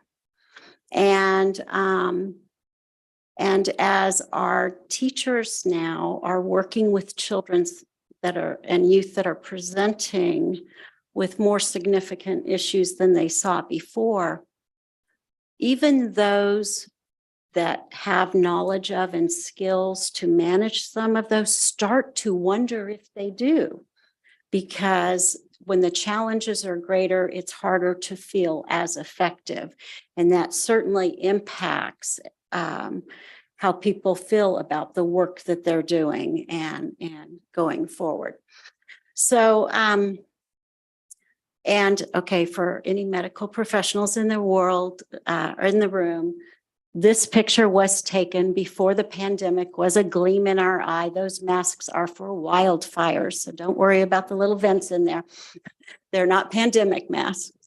But I pulled this just before there was a pandemic. We were having conversations about collective occupational trauma and what that means. And so as we think about our teachers dealing with this, now overlay this lens of what the pandemic has meant for these issues. So, they have their own traumas. And then as their students come in, we're dealing with these kinds of states of where the boundaries have started to blur, and then in their personal life, as we think about what you all were saying, like your wellness committees and the other kind of work that you're doing, you see how it begins to impact physical and mental wellness. I'm borrowing a clicker. Every clicker has its own special feel. So as we look at developing a survey that would be research-based to really help you collect the kind of data that you need for it to be useful going forward, looking at building this on a foundation of what is it that we know that people need to have physical and mental wellness. One, they need a sense of connection, and the pandemic had a great impact on that, but feel like they are connected to and part of something bigger than themselves. And within that sense of connection, when we think about our staff, if we're talking about a staff survey, yes, we want all of the adults to feel connected to and to know who to go to. But if you think about the collective trauma slide that I just showed you, when our students don't also have that same sense of connection, that's also absorbed by your staff as they're dealing with that. And then I just heard it mentioned briefly here a little bit earlier, and that's the family engagement piece, because our families need to feel connected and part of the community and part of something bigger in which they matter and what's happening.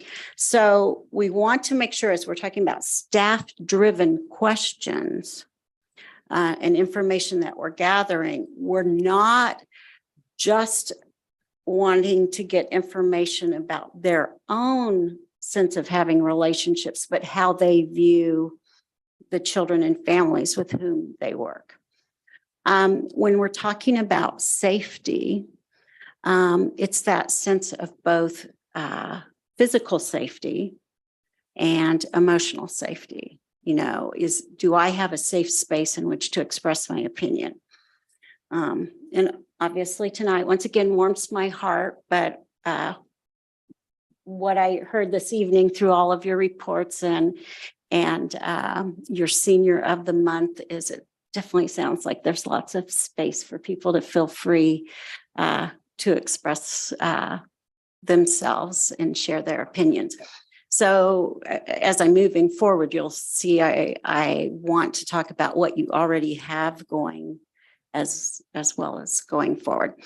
And then when we talk about physical safety, you know, okay, sometimes we are talking about significant crisis that makes it into the news.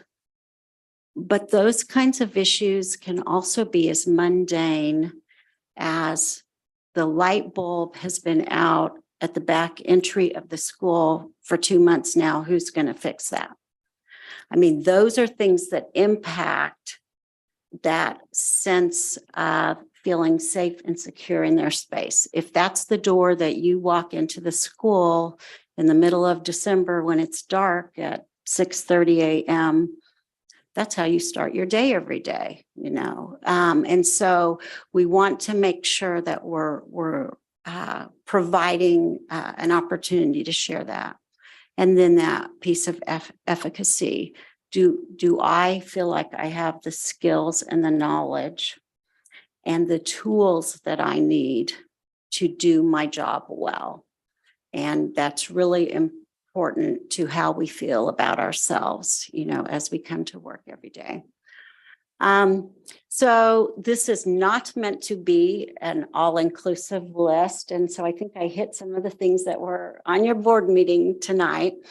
But what are things that Topeka 501 school district already has in place that can provide some indicators or pieces of data to go with this survey to really help provide you with the kind of information to influence decision-making, allocation of resources of money and time and brainwidth going forward to try to get the outcomes that you want. So at the bottom, I'm talking about some focus groups and qualitative work that's already being done. So that continuing on, but just a sampling of things that are already in place that would be on target to go with this information to help inform where you are. Once again, going back and linking it to your strategic plan and goal number 2. Okay, so, whoa, it's a very sensitive clicker. So obviously you want some qualitative and quantitative data, but also you don't want to overlook data sources that are already in place. You know, this is information you may be collecting for all kinds of reasons, but they help also round out the picture and help you figure out where you work. Once again, this is not meant to be all inclusive, but just a sampling of some of the data that you're already collecting that can help inform and round this out. So the survey that we're talking about would be a quantitative piece to add to it that's very targeted in the ways that I have already mentioned. But I think it's very important that you understand that it would never be intended to just stand alone and drive things by itself, that it would be in conjunction with this other kind of information to give you a full, more rounded picture. So some of these things, since they've been in place for a while, you can look at the trend data. With a new survey, then this would be baseline data starting out. So once again, to round out the picture, you want to be able to have some history to look at trends and to also be able to look at before, after, to look at the impact of the pandemic, as well as then a new baseline. And so I just had to throw these pictures in because sometimes we collect all this information and we don't know what to do with it. And it's just like everything everywhere. And really what we want to move into is, how can we, whoa, sorry, probably not all your speakers have the same sound effects I do. There we go. See, doesn't that look nice and streamlined and organized? And people are more likely to get where they want to go by building, once again, since Bruce Perry is the theme of the evening, to go ahead and build the practices, to be very intentional in terms of how we're going to pull this information to meet the needs of these students. So as we're talking about a quantitative survey of staff to collect information to help inform the district on the mental health needs of your staff, it's putting it all together to round it out with this other information. And just a couple of thoughts I had as I was listening to people speak. And I think, Mr. Tatum, it was something that you said that struck this into my mind is anytime we're asking people questions, we're communicating our values. And you were mentioning something about surveys. One of the things we know is the mere fact that you do the survey communicates that you value the mental health of your staff. I mean, that alone starts the journey. And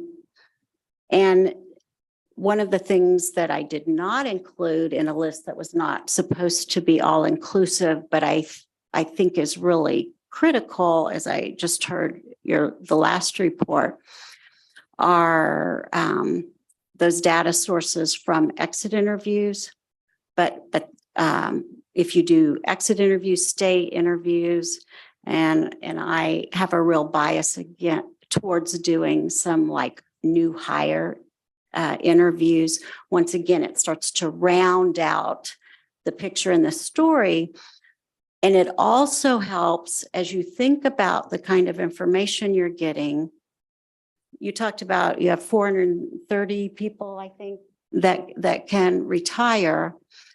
It'd be interesting to then, what is the number of staff members that we have that are millennials, and start to look within those little parameters of generations and how they express the way their needs need to be met. And then I wanted to emphasize with this survey, as well as I think something Dr. Grimes had mentioned, when you ask new students if they've experienced a loss, just like asking that question in this survey, this is about perception. And if your perception is that this is something that has impacted me, then it is something that has impacted you. And whether or not, I mean, you know, I'm going to the basics of trauma-informed organizations, but whether or not someone else would experience it the same way is irrelevant. But you need to know as you collect that aggregate information from your staff, what is it looking like for Topeka Public Schools and how it falls within those parameters of what you're already doing and what indicators it may give you in terms of how to round out things you're already doing or additional things you may need to do or things you may need to quit doing, you know, to best meet the needs of your staff. So as we look at the survey, one of the things that I think we can help with is providing an additional sense of confidentiality. So that kind of goes back to the emotional safety thing. So we're outside of the district. We create the link, send a link that's been created outside. Then there's even another firewall. Additionally, because I would have a different staff member that's then getting the data, compiling it, and then I prepare the report from the collected data. So you've got firewalls in there to help ensure that sense of confidentiality. Looking at a Likert scale just to make for your purposes, and it certainly open to additional thoughts, but just initially to make it manageable in a way that it's usable for you. Response and percentage of response is obviously critical to make the information have value. If you have a low response rate, its value is greatly decreased. So some suggestions in how to administer the survey in terms of offering time. We discussed during professional development or parent-teacher conferences, providing an opportunity for all staff to complete the survey during the workday, roughly the same time, but have a window of time for the people for whom that is not possible. But also, and these are the issues that Dr. Anderson raised. So I know there are already factors in your collection of data, but you know, there Principalship 101, never send out a survey right before spring break. You know, you don't want to read those results. But a good time, you also don't want too much of a halo honeymoon effect either, you know, like that first day of school and you've seen those 5-year-olds in kindergarten for the very first time and every day and every child is full of potential. You know, you need a little time to sink back into reality, but maybe not right before spring break.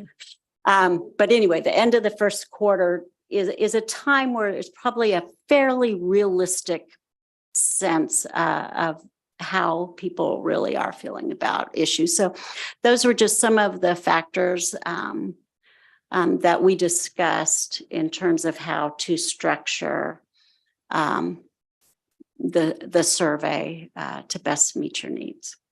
So, and I'm not sure when you want questions asked. Thank you, Dr. Weissman, and we'll turn it over to Madam Chair. So our questions were, how can you keep it confidential? How would you collect it? When would it occur?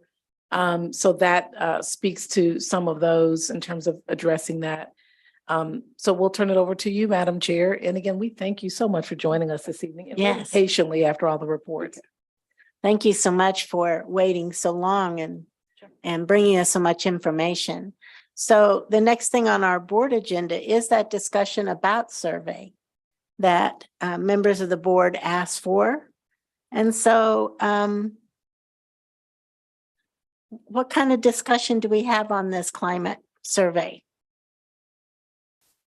Of course, I have some discussions, some just want to convey some information that's been shared with me. I don't know, obviously we can't talk a lot outside board meetings. I think there are several things that lend to this. Number one, we have heard earlier this evening that ESSER funding is going to be ending. And so much like in a corporate world, resources and money are both finite. So we need to make sure that the money that we are spending, the staff that we are paying, what we are doing is very focused. If we as a board think, I don't know, we should paint every classroom blue because it would make kids calmer, and we spend our money to go do that. And the teachers are like, that's the most ridiculous thing ever. You guys don't understand. You're not in the classroom. So I think surveys offer an opportunity for us to focus on the things that are important to our teachers and our staff. While I like the aspect of the mental health and how things have changed over the course of the last few years, again, I'm going to lend my my lens of, as an organization, every year we do a climate survey. Every year we ask employees, hey, do you like your job? Do you feel that you're empowered to make positive changes in your job? Do you feel like you belong as part of a team?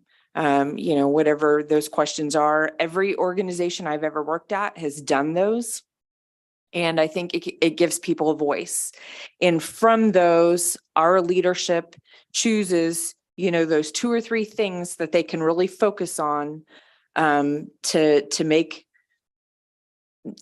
your job. You don't live to work, you work to live, right? So, and people don't want to be miserable in their work. They want to feel like they're having a positive influence. They want to enjoy that the work that they do, feel like it's appreciated across the board. So some of the feedback that I have been receiving is that some of our staff members don't feel that. And, I'm not getting out a survey book and asking them a bunch of questions. They're coming to me to offer me some feedback. I try to listen with an empathetic ear.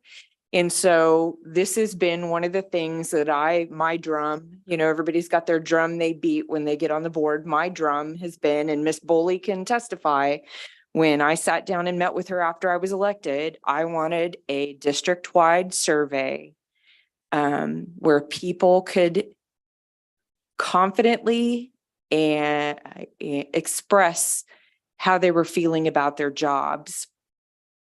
Now I know we do some stuff in the district, and this is not to discount that, but feedback I'm getting is people don't trust that. So the survey that I would like to see the board partake in is one that is by the board, for the board. Now, I know Dr. Anderson, we kind of talked about, you guys have some things you would do, and maybe we can tag 2 or 3 things together. I don't know what that looks like.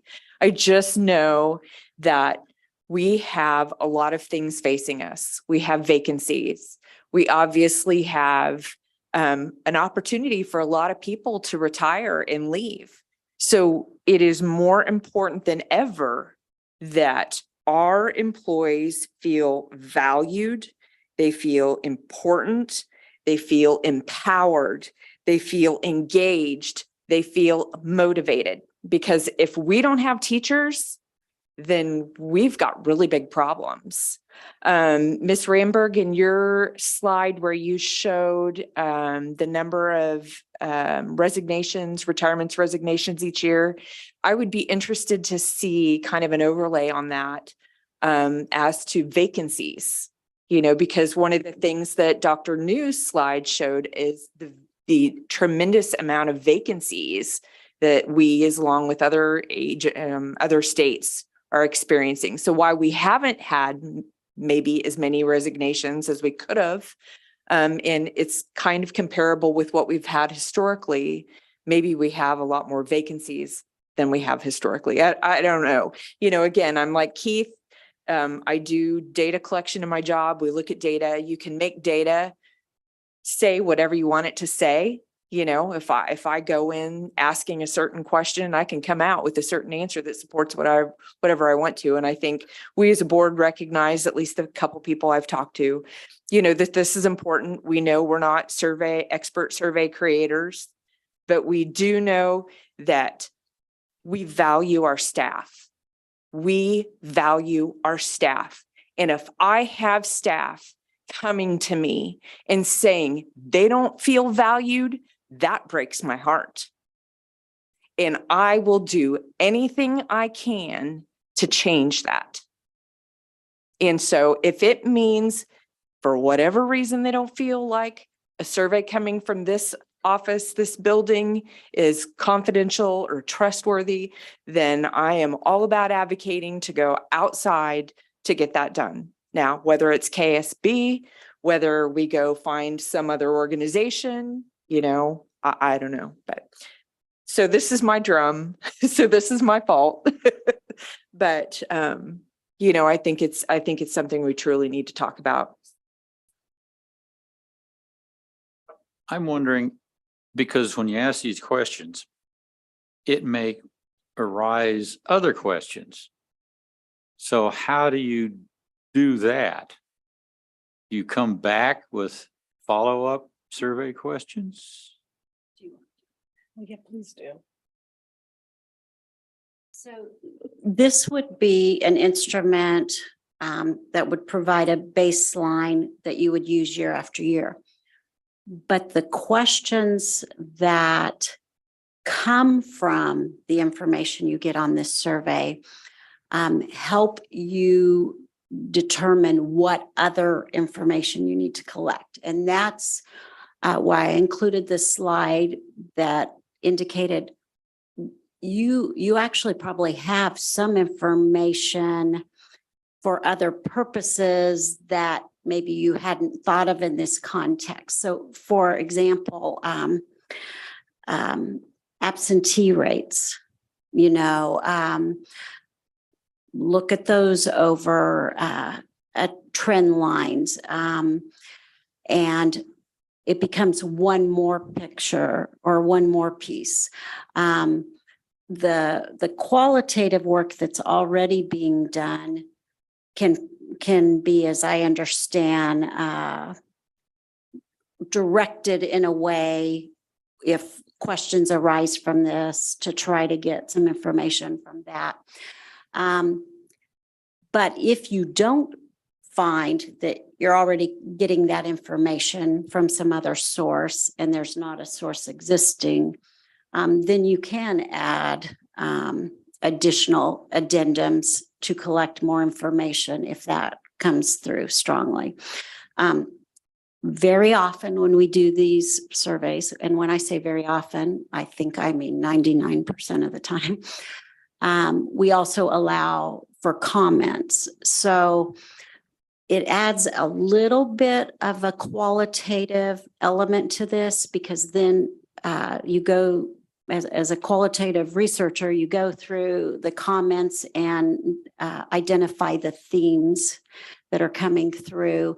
And those themes then may tell you need to go look at other data that you may already have, or is it something that you need to look at? One of the things that I did not mention, and maybe I feel like I need to mention, is in order to have accurate information with a good response rate, you need to be very cautious about survey fatigue. So you wouldn't want to send out the survey and then immediately follow up with another one, because then your results are going to start being skewed, because only the people with the extreme feelings about something, and it may or may not be representative. So any feeling that somebody has matters, but I think it goes to the finiteness that you were mentioning of the resources that you have to allocate it, you want to make sure that the information you're getting is as representative as possible. Did that answer your question, or did I talk completely around it? Because that was my goal.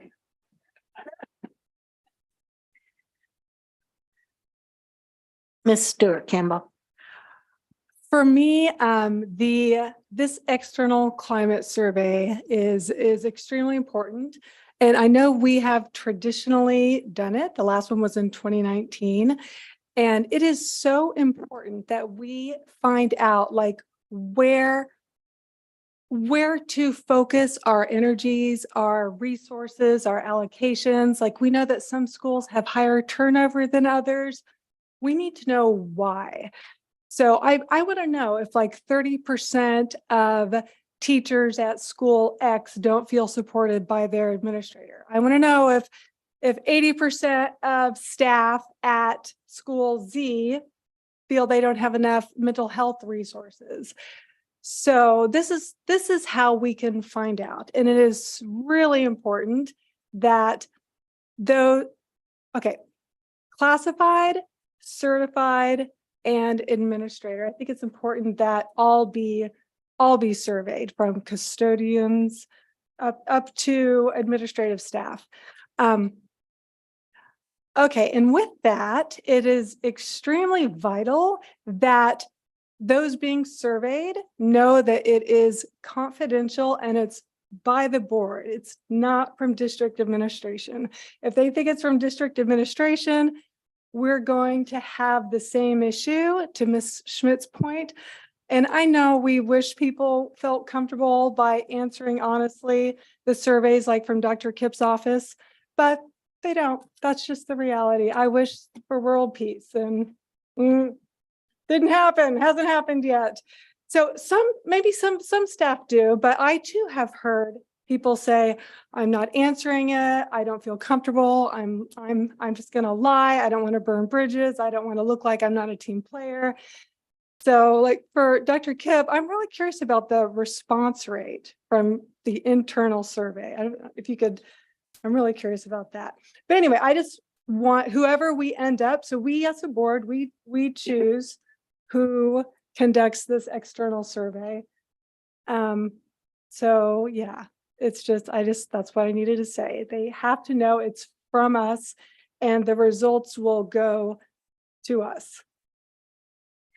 Oh, I think she had a question for Dr. Kipp. You look like you might have an answer. Yeah, and as Dr. Kipp comes up, Madam Chair, for administration, we agree completely that, and it's why in January, we shared one of the items is to get that recruitment retention feedback.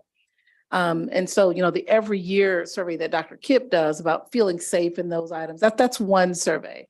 So this is the reason for Kansas Association for School Board, because it's Kansas Association for School Board. That's part of why, and we pay them already. So it's part of the service that they provide. And they provide you your training, and she does this for other districts. So given that information, that seemed to be, rather than using some company that a person might also say, who is that? A real clear message that is from the school board and from an agency. That's part of why that was a natural piece for us. And then this is really about, for us, we know that there are students after COVID that feel disconnected, to the one slide, that have apathy, that are disengaged, that don't feel valued, or that are afraid to come to school, from what Dr. Grimes shared. Children are smaller versions of adults. So I would say that you likely have staff that also feel a greater sense of that, which is why we say this is after COVID, because there are some pieces in there that we also want to know related to ESSER funding and things that they may still want to see happen. But this is about job retention, as I shared in the January goal, recruitment and retention. This is also about job satisfaction. That's so that those 400 people were 80% stay, which we're excited that that's what reality is. There's not 80% leaving, that's 80% staying.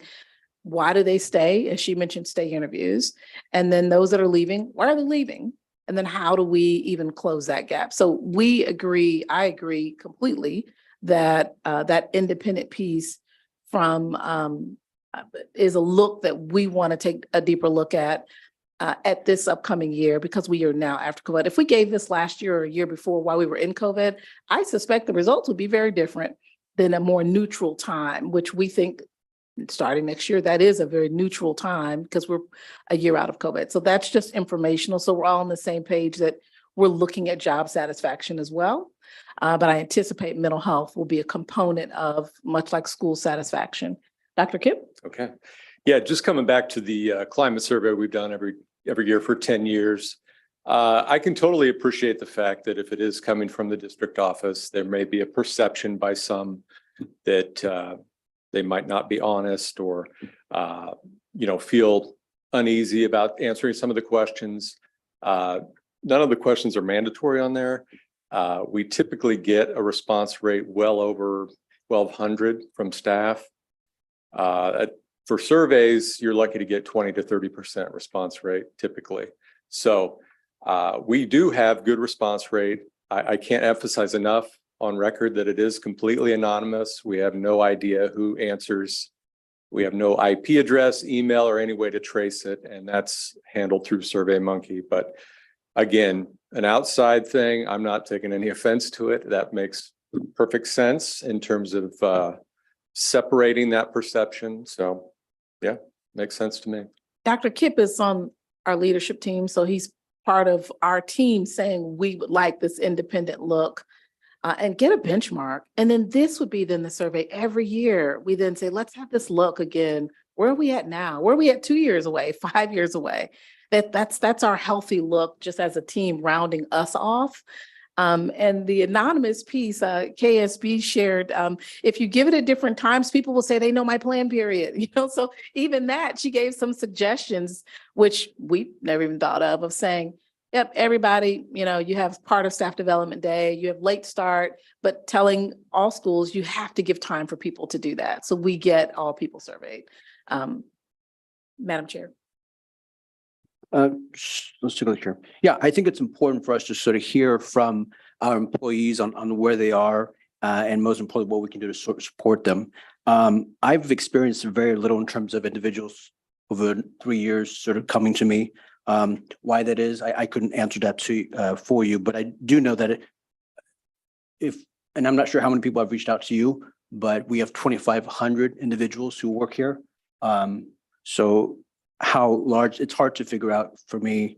And what I'm most curious about is how many individuals, hearing from how many individuals, how do we know whether it's an issue or not? But we definitely need to hear from them. I am not convinced that even if we had someone from the outside who would do this and report back to us, whether we'd still get over and convince everybody that it's something that they can confide in, they can sort of be open with. It's a very technical way, having somebody else do the survey, that the very technical sort of solution to something that's much more complex.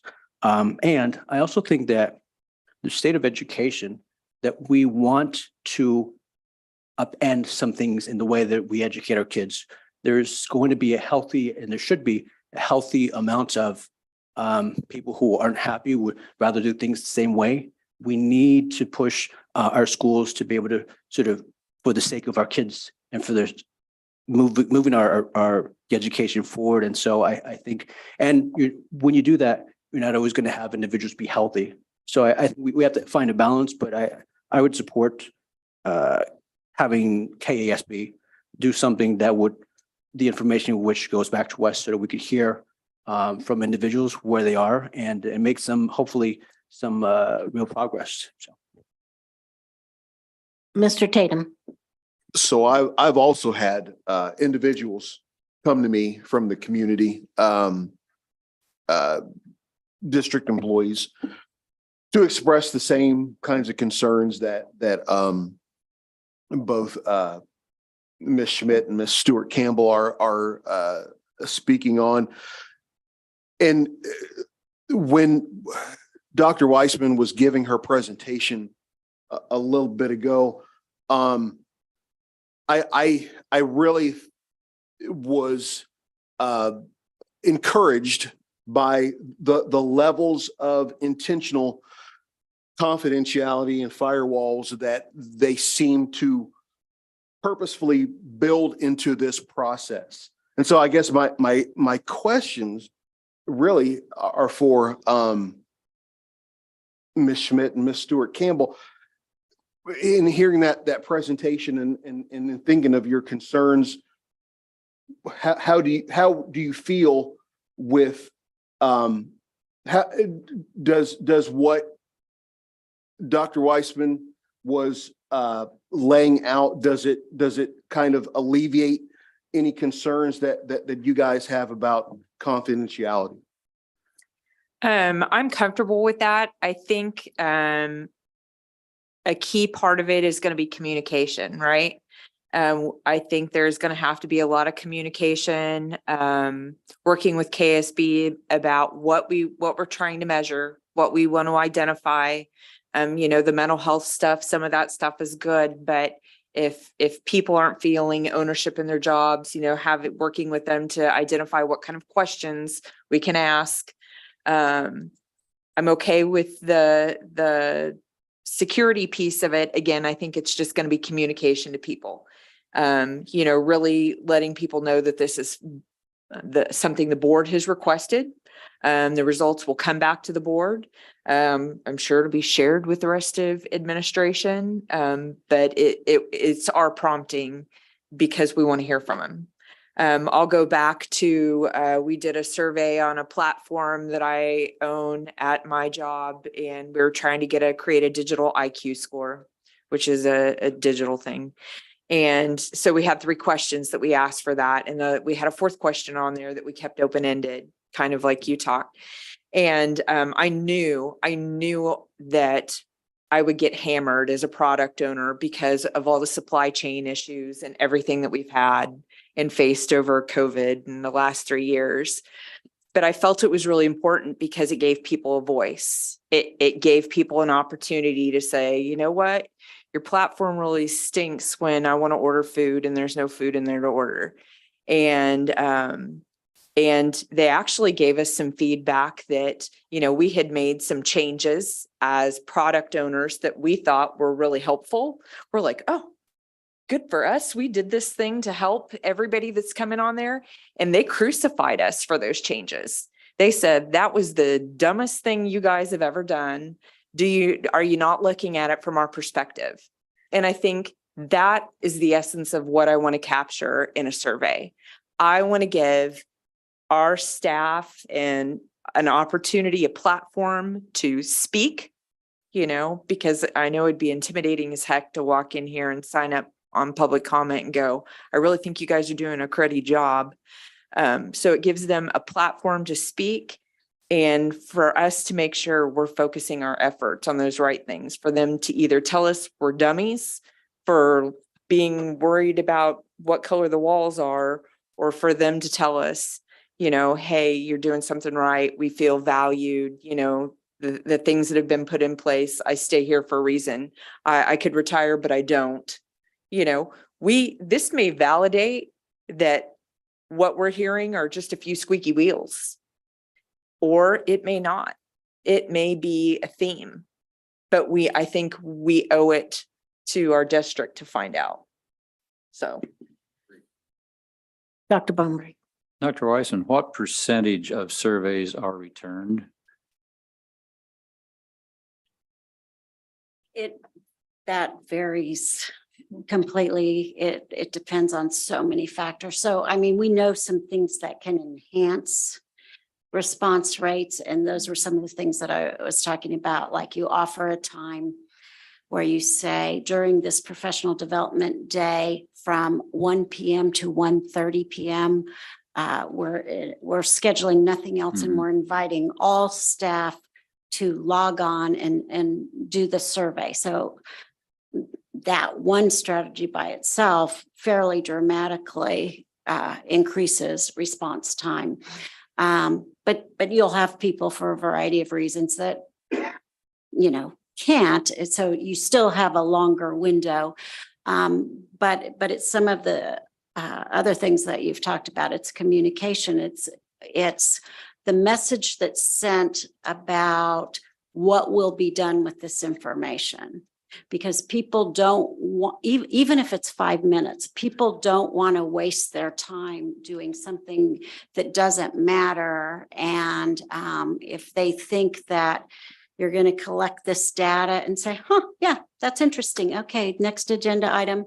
So a lot of it's the messaging that goes out about why the survey is being done, who's asking to have the survey done, and what are your intentions for how you will use that information. Those are the things that influence your response rate. So it's probably more than 20%.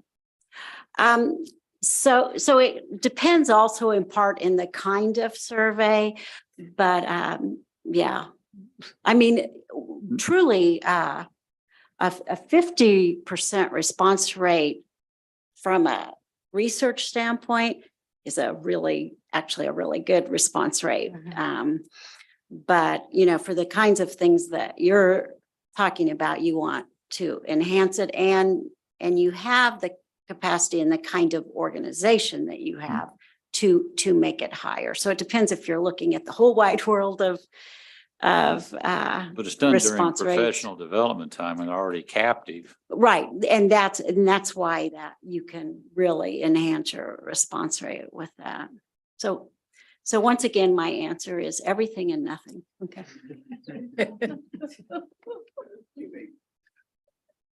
Ms. Weiser, I'm not sure I said your name correctly, so excuse me. I just told Dr. New because I've never corrected anybody. So it's actually Weisman. So it's Weisman. you and me, Weisman. Thank you. I've heard like several, so I had no idea. But thank you for correcting me. So you've heard some comments from the board. Are you, as an organization, able to help us collect the data that is on their minds? Yeah, oh yeah, certainly. And I believe there was some also information that our actual district leadership would like to gather as well. In this type of survey, we're able to like combine those two, or is that something we don't want to do? And if I could say, Madam President, we are in support of exactly what you've just described. Okay. So I don't see those as two different things. I think, for example, Ms. Schmidt, you made a comment about like, I feel valued, or I feel, ownership in my job. That's also to us, a healthy state of security, which goes back to connection, which was her other slide. So I guess, my statement is that I think these things are all aligned in terms of, do you feel good about coming to work? Basically, do you like where you work? Do you feel good about coming to work? Like we ask kids, do you want to run to get to school? And if not, well, why not? I mean, so we're not asking for something different or separate. Okay. I think there's a component of connection and efficacy and all these three things that she mentioned that really leads back to job satisfaction. It's part of why we did the committee reports and then teacher effectiveness and teacher recruitment, because we see those all aligned. So thank you for asking that question. So hopefully I know I kept hearing a string of mental health as well. So that's what I was thinking. So at this stage, we've had this discussion. We've had some great information. We certainly appreciate all the information that was gathered and given to us today and all of your time. At our next meeting, we will be taking an action on if we want to move forward on this survey. And then our leadership team will contact, or what I can contact KSB and get this moving forward if we choose to vote that way. Okay, I had somebody down here. Okay, I'm Mr. Tatum. Thank you, Madam President. I'm very curious as to what Ms. Stewart Campbell was going to say, because I didn't know if we were on the same wavelength here. I think it would be a fantastic idea and very appropriate, Madam President, if you and the Vice President both kind of took the lead on communicating with KASB on what our next steps are. And I also want to mention, simply because I'm thinking about it and I want to throw this idea out on the table. I think what we have here, some resistance to surveys and the perception from employees of the district that the information might not be confidential or somehow, you know, their answers are going to be found out and identified.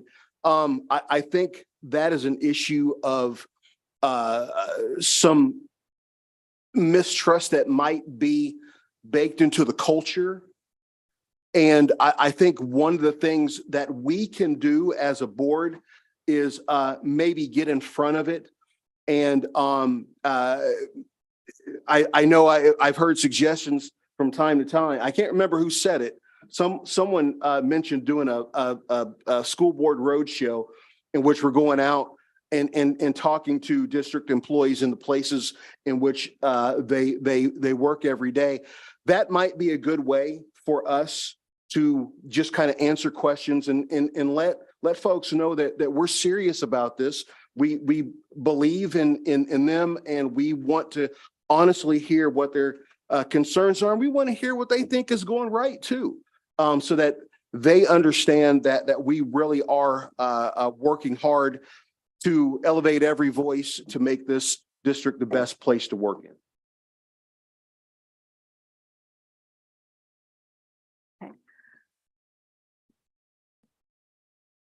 Topeka 501 is, there's no other district I'd rather have my children or where I myself would rather teach. If I were a teacher in the Kansas Migrant Education Program, I would want to be back in Topeka 501.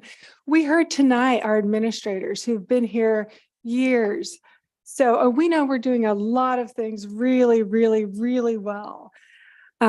So yeah, about that, I'm comfortable with talking more with KSB. And my specific question was, do you develop the questions in coordination with the school board or with district admin? Like, how are the questions devised? So in this case,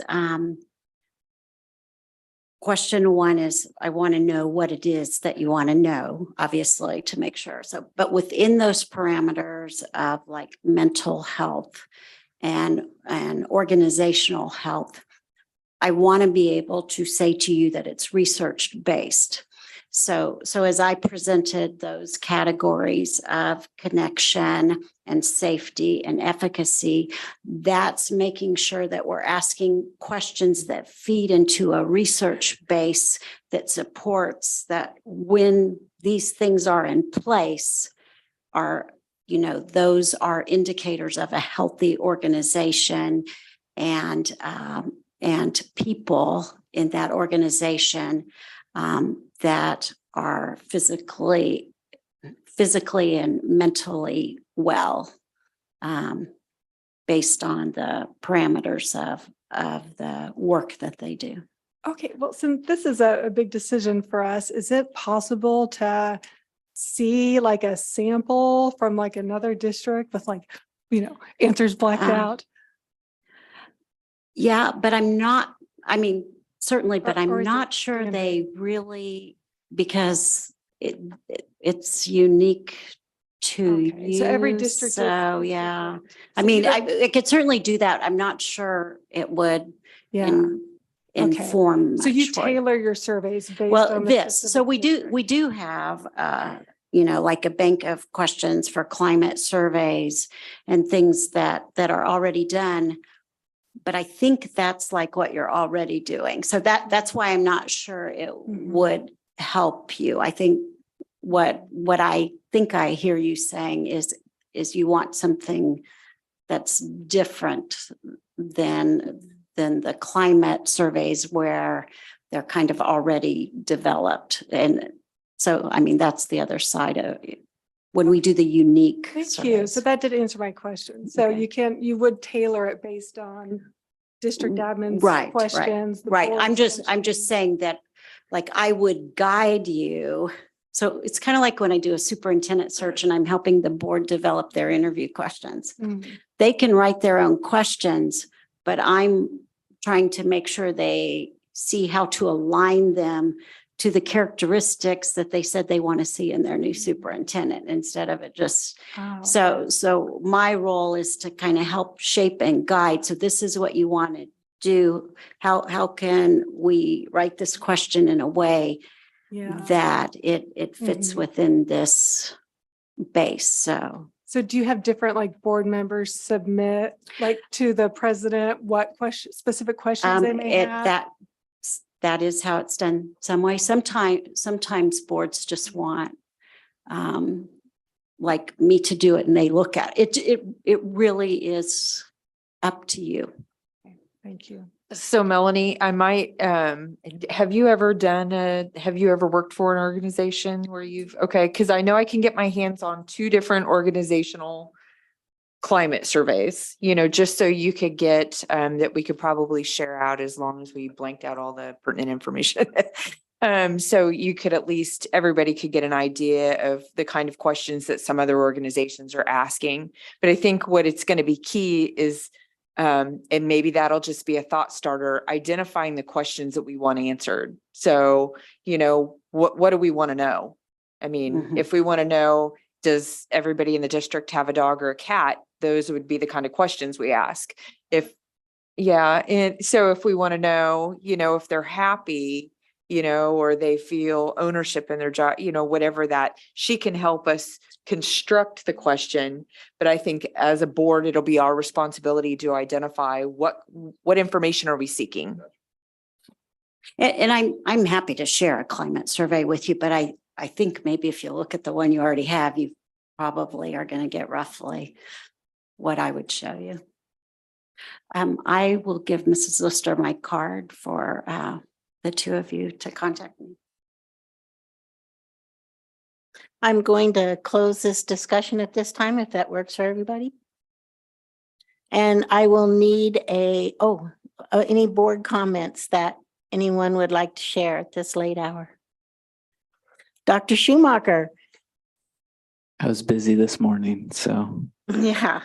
I just a few quick things. I was at College Prep last week and enjoyed meeting the scholars there. I was at Robinson Middle School for a career fair today and had a great time, but I also had the opportunity to talk with the people that, both the social worker and the people from the mental health intervention team. One of the employees of family service that serves our kids at Robinson. And I also got to, the table next to me was cellophane, which is like my new favorite thing. 2 upcoming things. This is really, so Jardine Food Pantry that I know Ms. Schmidt participates in, but that is this Saturday. So we talked about the Robinson Food Pantry. There's also a Jardine Food Pantry on the second Saturday of every month. And then on the 15th, Parents as Teachers is doing their the second roll and read event. They ask minor celebrities such as myself to read to children, both in Noto and downtown. And I'm sure if you wanted to participate, you could contact Mrs. Fairley, who's our EAT coordinator, and she would be more than happy to have more people reading to kids. That's all I have. Thank you. Dr. Bombrey.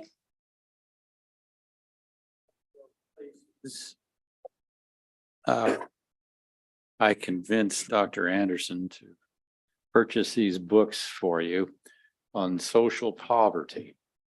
If you read nothing else in the book, the introduction and the conclusion. I think I've told you before, when I was growing up, basically everybody in my classes had 2 parents, both with the same last name. 60% of our pupils have a single parent. And admittedly, single parents can provide a wonderful home, financial security, but there's several difficulties happening in children, and they are transitioning to adulthood, partnerships, and eventually parenthood. And if they only have a single representative, that's an automatic challenge. Few have grown up seeing the relationships which might be ideal. And I think looking at this book, you see how this can be assisted. There's a program in Oklahoma City which has initiated this. But we've talked about morale, mental health, and I think that be able to have relationships, it makes any financial instability much more tolerable. As finding with the book. But equipping people with better interpersonal skills helps guard their relationships and helps them bounce from financial instability. And somehow, if we could introduce some form of interpersonal relationship development in school, along with the financial background, how do we exist after K through 12? That would be beneficial and could be combined with this life skills courses. As I've said before, schools have become community centers, and now we have to become parents. So developing interpersonal skills is going to help that. So enjoy the book. It's gratis from the administration, so have fun with it, but that's my 2 cents worth. Thank you. Thank Dr. Anderson. All right, I shared with everybody the first 5 pages of KCK's board meeting agenda. And I believe, Dr. Anderson, you said this was somebody that you mentored, correct? Second-year superintendent, so she's one that I'm quite familiar with and have connected with. Okay, there are a couple things. Dr. Weissman is actually working with them on their climate survey, by the way. I Oh, think she good. works with KCK. There are just a couple things that I wanted to point out on this, and because I don't know if everybody digs down into our detailed agenda to notice. But when one of the conversations that we kind of got off on in our policy committee was talking about this agenda a little bit, one of the things that I really liked about it is it called out the administrator that's responsible for an item. The recommendation, which we kind of already do, a little bit of an explanation in why it's important, because I know all of us, we try to do our homework before we get here, and we want to have, well thought out questions to people that are presenting. So that helps with that a little bit. Even more important, what I loved is under the goals section, it allows us to see specifically what a presentation aligns to as far as what we're aiming for strategically. So not that random conversations are bad, but to be thoughtful with our time and what we're spending our energy on. In this particular one, they're talking about awards and special recognition. It aligns with their strategic theme 3, strategic theme 1, goal number 1, goal number 2. And so Dr. Anderson said this is actually something that they had kind of done historically, but with COVID, it just kind of got a little bit more lax. So it is something you will start seeing on ours. Another piece of it that I would love to see us adopt is under the welcome on the front page, there are board norms and protocols. I think a lot of this is kind of some of the same things we talked about in some of our retreats. But it's just a great visual to have, I feel like, as we open an agenda to get ready to come together. We don't have to use these specific ones. We can come up with our own. But, it's a great reminder that I need to respect the differences of opinions. Maybe everybody else on this board feels like a climate survey is stupid. But everybody came and they allowed me the opportunity to speak about it because it's something that's passionate to me. And I appreciate that. There was another one in here that I thought was really interesting. Oh, never surprise the superintendent, it's just a respect thing, right? We don't want to throw give her the perception we're throwing her under the bus for something. And I think that works the same for us, right? We don't want to come to a meeting and have something come up on our agenda that we're not aware of why it's there or why it exists. And so we walk into something, not knowing why it's happening. So we can create ours. I just shared, like I said, the first 5 pages of it because I thought it was really beneficial. And Dr. Anderson said, oh, we're halfway there already because we used to do that. So I just wanted to acknowledge and thank everybody because I know it's a little bit more work for your leadership team, but we Is the appreciate it. agenda today in alignment with what you're looking for? And if not, after this, given the interest of time, if you share more of what you'd like to see, and I didn't look at everyone's section, but I just kind of shared, hey, let's make sure we tighten up and fill out the areas that we generally fill out. Yeah. And if that's in alignment with what you're talking about, that's what we have done in the past, and certainly we'll keep doing that. Yep, I'll give everybody can kind of go look at it maybe over the next couple weeks and see, is there something you'd want to see or something you don't feel like we need? I don't want to make people do something if it's not beneficial. It's definitely something we can try, call it safe to try for, a couple months. And if everybody goes, yeah, it's great, it brings a lot of value, we can continue it. If we don't feel like it brings value, then we can let everybody quit doing it. Yeah, I just like to see them on the front. I don't have much. I've, with my daughter starting sports, I've been getting more out onto the field at Hummer and Topeka West. And so it's great to see, I see a lot of our administration who was here earlier today. They're making sure that students are having a good time, that we're doing our what we can to support them outside of the classroom, obviously, and obviously inside the classroom as well. Other than that, yeah, not much else. Thanks, everybody, for all of your hard work. I do have something I'm really excited about, that cliffhanger, you're going to have to wait because it's 8:45. So in 2 weeks, you'll find out. Bless you. Please remind all people that you run into that have little people that kindergarten orientation is April 13th. Be sure and round up as many as you can and encourage them to show up at our buildings.